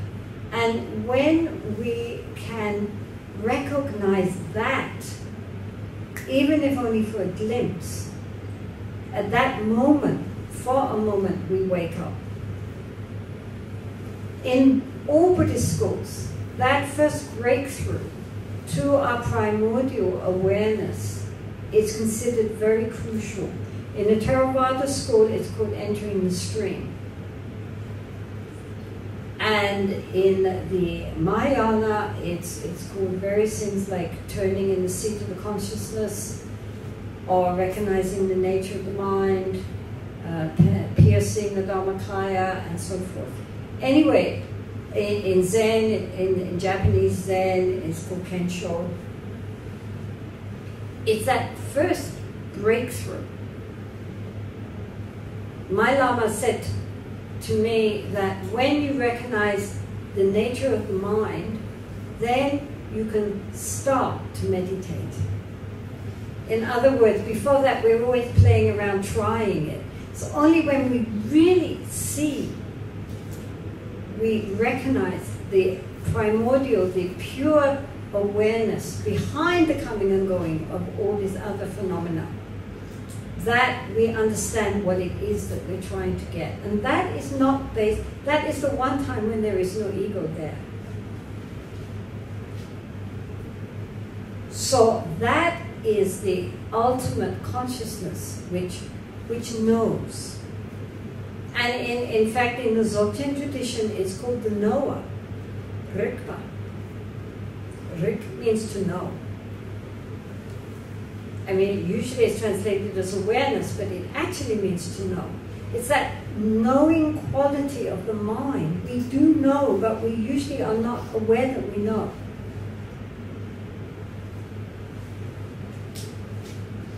And the reason why, as we gain more wisdom, which means as we become more familiar with our true nature, compassion naturally arises, is because we see so clearly how everyone, ourselves and others, everyone wants happiness, but because of our delusion and our clinging to our false identity, we create so much suffering for ourselves and for others. We are so deluded. And so then as one begins to see that, then naturally compassion arises. Not just for sick little puppies. It's just the whole existential dilemma of being unenlightened. Our huge potential and what we do with it. Because we don't know. We don't know. We are ignorant, right? Ma rikpa. Avidya. Vidya is rikpa. Knowing. We are avidya, not knowing. Ignorant. So, that's what it means. How can we accept and deal with injustice caused by autocratic dictators, greedy bureaucrats, and selfish politicians who continue to inflict harm on others? Having compassion may not solve the problem. No, it doesn't solve the problem, but it's where we start from.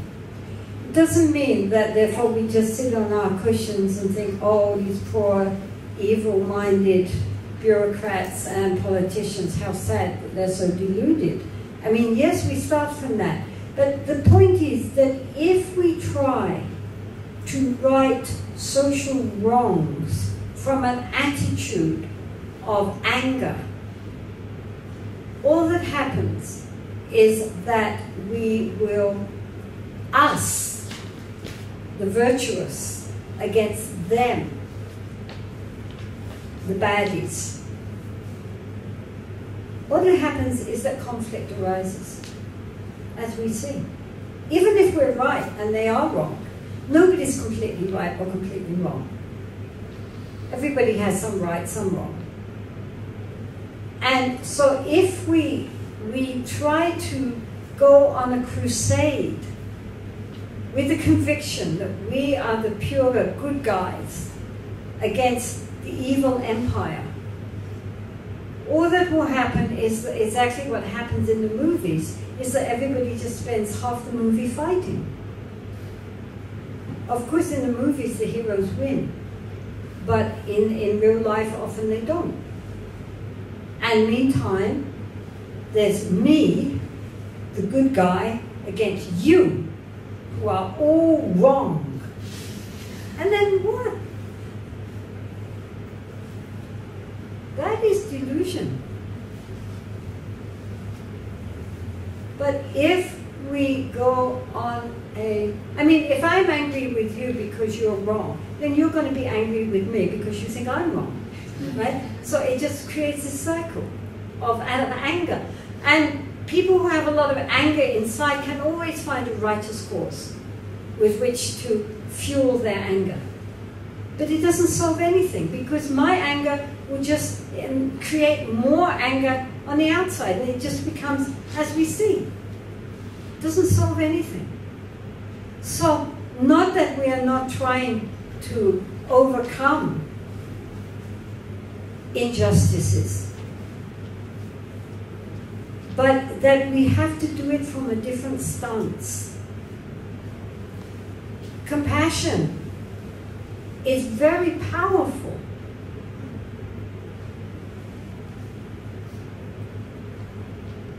It's not weak. Anger is weak. People who get angry all the time, that's a weakness. Because it's based on deluded states of mind. Doesn't matter what we're angry against. But compassion is conjoined with wisdom, and therefore it's very powerful and courageous. Kuan Yin or Tara represents courageous, fearless compassion. She's fearless. She will go out there to help. She doesn't have any fear because she has no ego. She's motivated by wisdom. So yes, definitely, I mean, we are not Kuan Yin. Well, we are, but we don't know we are.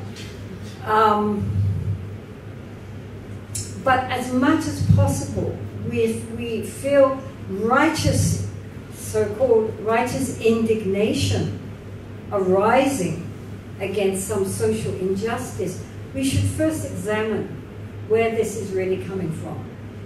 Is this really compassion, or is it just a nice outlet for my own inherent anger and hatred that's in my mind that I'm looking for a respectable object for? Because if it is coming from our deluded states of mind, it will only create more problems in the end. If it's coming from, as much as we can manage it, a pure state of mind, of genuine love and compassion, understanding from both sides what a mess we're all in, then there's a hope, because it won't arouse so much antagonism on the other side, and we might, with wisdom, be able to see a way through. It doesn't have to always be confrontation. We could find some more skillful means to right in all these social injustices. So it's by no means just something very passive. It can be very active, and many of the symbols of enlightenment, the bodhisattvas and the protectors and so forth, are very symbols of action, compassionate action. But we from our side have to really work at seeing that our motivation is very pure, and that we are trying the best we can, as I say, to really right a wrong, but without making it another wrong through our, unskillful manipulations, which we can get into if it's coming from the wrong space inside us. I mean, nowadays Buddhists are becoming much more involved in social activism, but they're always trying to do it from a space of compassion and mindfulness. Doesn't mean that they're not outspoken, doesn't mean that they don't, go forward very bravely sometimes in the face of opposition. But it's not based on anger. It's based on real compassion from both sides.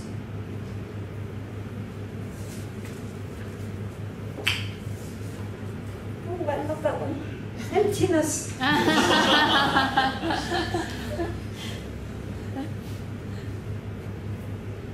You mentioned that we come here to learn. What is the greatest thing we need to learn in this life, if there is one? The greatest thing we need to learn is, of course, the greatest thing we need is to learn how to wake up from our dream of ignorance.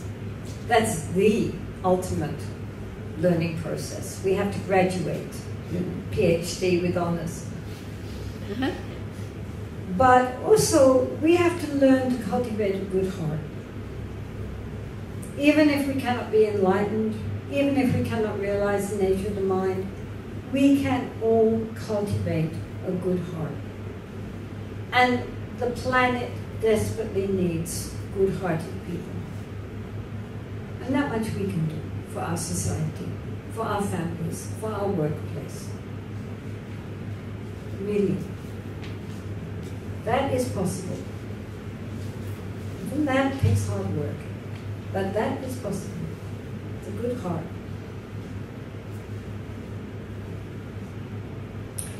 They say that meditation is coming back to the center of self, find the center, but then you mentioned there is no self. Can you please share your view on this? Well, when you get to the center, you discover it's empty.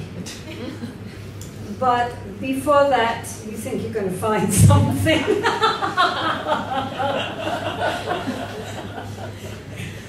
Oh, it's skillful means just to get people looking. But of course, when it says there's no self, it doesn't mean we don't exist. Of course, we exist. But we don't exist how we think we exist. That's the point. That how we really essentially exist is something so much wonderful, more wonderful than we can imagine. And that's the tragedy. That we don't know who we really are. And so we think, we have all these ideas of who we think we would like to be, but that's nothing compared with our true nature. When we get there, there is no center. There are no boundaries. Like space, you cannot say, oh, this is the center of space, because space has no center. It has no, you can't get to the end of space. And space is everywhere. When you go into this room, if I say what's in the room, you'll say, well, there was a platform and chair, there were people, there were cushions, there were lights. But really what there is space. But we can't see the space. And yet without the space, none of these other things could exist. And all these things themselves are space. Right? We are all space. We feel so solid. But from the point of view of physics, you can't find the thing in itself. You can't. I mean, they just recognize that, you know, the human being, if you reduce it, you don't come to any big glob of me. So space is all pervading. It has no center. It has no limits. But from the relative point of view, since the nature of the mind, though it is, you know, permeates everywhere, nonetheless, from a relative point of view, we think of it as being in the center of our being. Therefore, people talk about a center. But, of course, you know, that's only a manner of speaking to get us to focus inwards.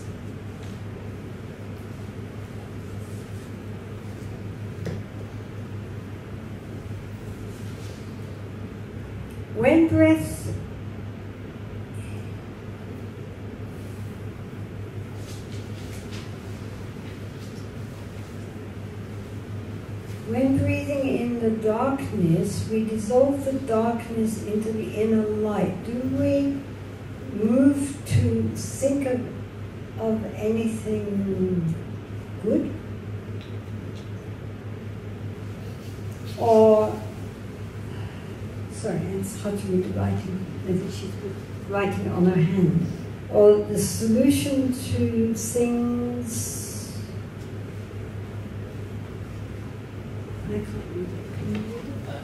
Let me ask. Oh, yes, okay. Okay, sorry. The writing is difficult. When we breathe in, Yes. we breathe something with pleasure. We take the common inside. Yes. And others. Yes. And the light will dissolve the others. But at the time when dissolve that others, do we have to think of any solution or anything to dissolve this? No. No. All you have to think about is lights coming in and lights going out. With the thought that as you bring in the light, you're sucking in all the suffering and the causes of their suffering. That goes into the little dark center, which therefore destroys our ego. And our true Buddha nature then shines forth. And then with the out-breath, the light goes out. And you just think that all of your infinite health and happiness and goodness and everything positive, which is the nature of our true nature, is contained in that little pearl, that bright pearl, and then that all streams out to that other person and heals all their problems on any level, whichever it is, and that's enough. And so then with the in-breath, you breathe in the darkness, with the out-breath, you breathe in the light. And that's more than enough to think about.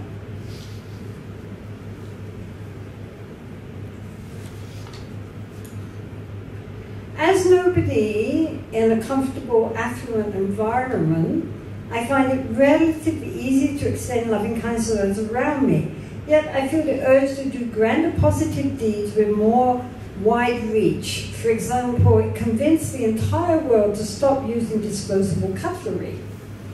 Yet don't know where to start, and I'm afraid of failure. So, 1, is it egotistical to aim high? And 2, now to start by starting, instead of having analysis paralysis, i.e. always planning and never taking action. Well, you know, on one hand, it's not egotistical to aim high insofar as every time we start our practice, we say, may I attain Buddhahood for the sake of all beings. I think it's pretty aiming pretty high. You know, may I save all sentient beings from the ocean of samsara. Well, yeah, good luck. That's about as high as you can aim, it seems to me. So clearly, you know, merely aiming high is not considered a bad thing. And to aspire is a good thing. But as with aspiring for Buddhahood, we have to take it by stages. So we have to plot out or chart our journey to Buddhahood, right? Like, we'll start by this, and then we'll do that, and that, and that. I mean, in the Mahayana Sutras, as in the Theravada Sutras, there are levels by which you go before you reach the culmination of your aspirations. So, in itself, to aspire is not a bad thing, but the important thing is, first of all, to what we are aspiring to, then to recognize the feasibility of it. First of all, is it worthwhile bothering? We might be aspiring towards something which in itself is not that important. So we should aspire to something which really would be of benefit, not only to ourselves but to others. And then we can think, all right, if to me this is really important. How can I go about it? You know, I mean, you can sit down and think about it. All right, I really believe this. This is something which I really feel strongly about. How can I go about it? You know, well, maybe all by oneself one cannot do that. So then one would need to find other people who likewise are fired by one's ideas. If you don't find anyone fired by your ideas, then either your ideas are wrong or you're not putting in the right context. I mean, it's nothing wrong with wanting to do that. Nothing will move, nothing will change if there are not people out there wanting to change things. Right? I mean, anything, any movement in society, especially movements towards the good, come from somebody's ideas and aspiration. Otherwise, it wouldn't change. Somebody suddenly has a vision of something beyond what is and believes in that enough to really commit themselves and then work out how, by stages, to accomplish their aim. So there's nothing wrong with aiming, but I mean, of course you have to be, you know, practical. But nonetheless, you know, it's a good thing to have aspirations. But simply sitting and aspiring and not thinking how to do that, how to put one's aims into action.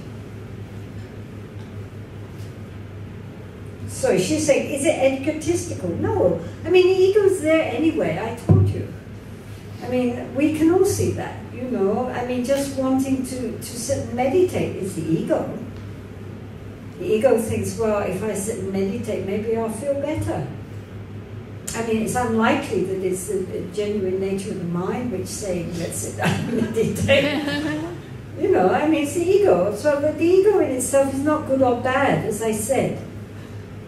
It's deluded, but it's not good or bad. We have to use our ego to walk the path to the dissolution of the ego.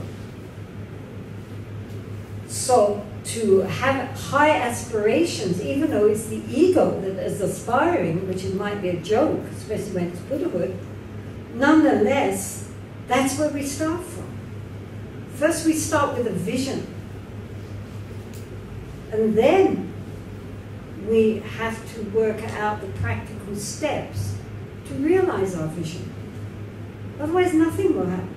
I mean, when I started the nunnery, I mean, the Lama said, you're starting nunnery. I had no idea how to start nunnery, but I really sat and thought about how I would like that nunnery to be. I had a vision of it and an aspiration that this should happen. And then gradually, step by step by step, it unfolded. If I hadn't had the thought of it or the aspiration that it should happen, it wouldn't have happened. And anybody knows that.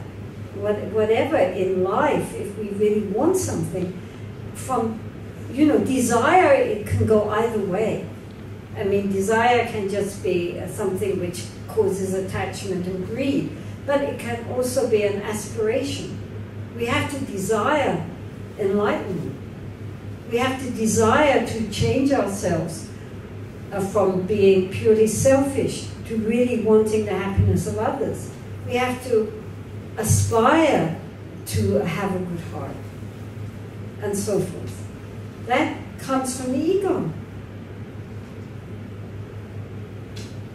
And then gradually, that wears away, and we begin to contact something deeper within us. But, you know, we have to start from where we are. So unless we have some aspirations and visions, we're just going round and round in the same old rut. How to start? By starting? Well, you know, first you have to plan. But then you take the first steps. You know, first you can't just step out onto the pavement, you don't know where you're going. I mean, you have to have some sense of direction. All right, I mean, you know, you want to go somewhere, and so first of all, you know, you consult a map, you look at books, you plan out how you're going to go from this stage to this stage to this stage. You know, planning itself is not bad. It's only when we then don't put that plan into action. But if even we make a little action, then that might encourage us to have the courage, in fact, to keep going. You have to start. But you can't just start without having planned a bit which way you're going to go.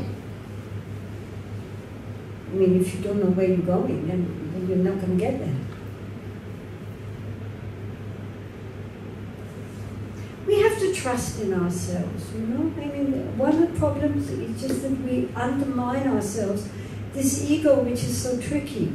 Our ego can be our big ally, our big friend, encouraging us on the path, encouraging us to realize our visions.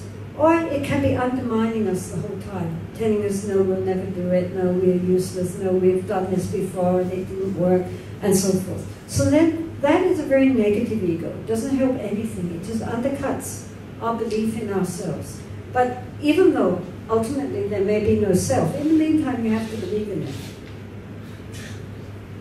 We have to believe in our abilities to accomplish what we think of as important. Not having such low self-esteem that we never believe ourselves capable of anything. That is not humility. That is not a Dharma. The word for bodhisattva in Tibetan Bodhisattva means an enlightenment being or an awakened being. In Tibetan, they translated that as Chancho Sempa. Sempa, Chancho means Bodhi. Sempa, Sem means like the mind or the spirit. Pa is Pawo, which means a hero or a warrior. So sometimes people translate that as an awakened warrior, which sounds very strange. Sounds like somebody in armor waking up. But the idea is that it's something courageous.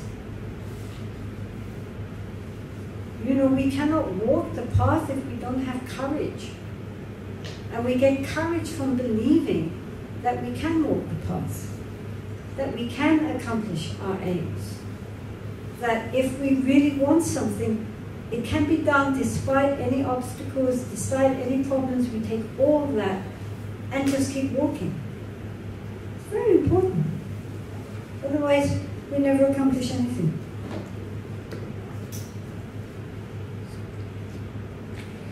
If we only change our mind rather than others, or if we only change our own mind, means rather than others, how do we bring about good in the world? In other words, what place is there for action in social justice in Buddhism? Well, I just sort of replied to that. And of course, we teach mostly by our own example. So it's no good going around talking about peace and love and being full of anger. You know, we are the peaceful ones and you are the ones that are causing it. You see people doing that. You know, so self-righteous about how good they are and how all the others are demons. So that's not going to bring about peace. The only way to bring about peace is for having peace in our own heart and coming from that level, and also being an example to inspire others to work with you towards whatever you conceive of as being your role for this life. But it has to come, as I said before, from a whole different space than the social injustice that we are trying to transform. If that is based on people's greed and anger, then if we ourselves are working from our own greed and anger, it's not going to solve anything. So this is why we need also to change ourselves. By changing ourselves, we also influence others. And then together we can work from a whole different level.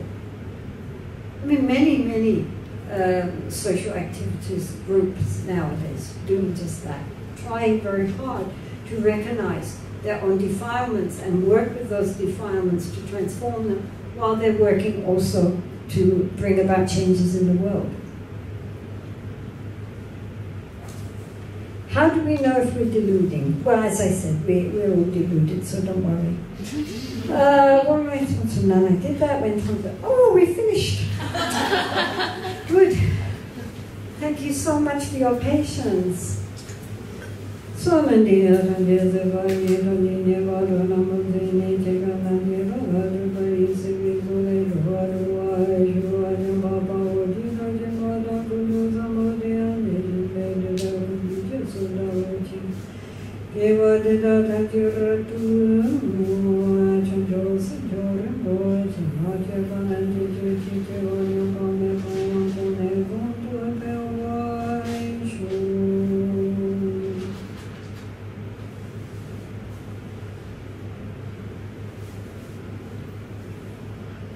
Thank you very much.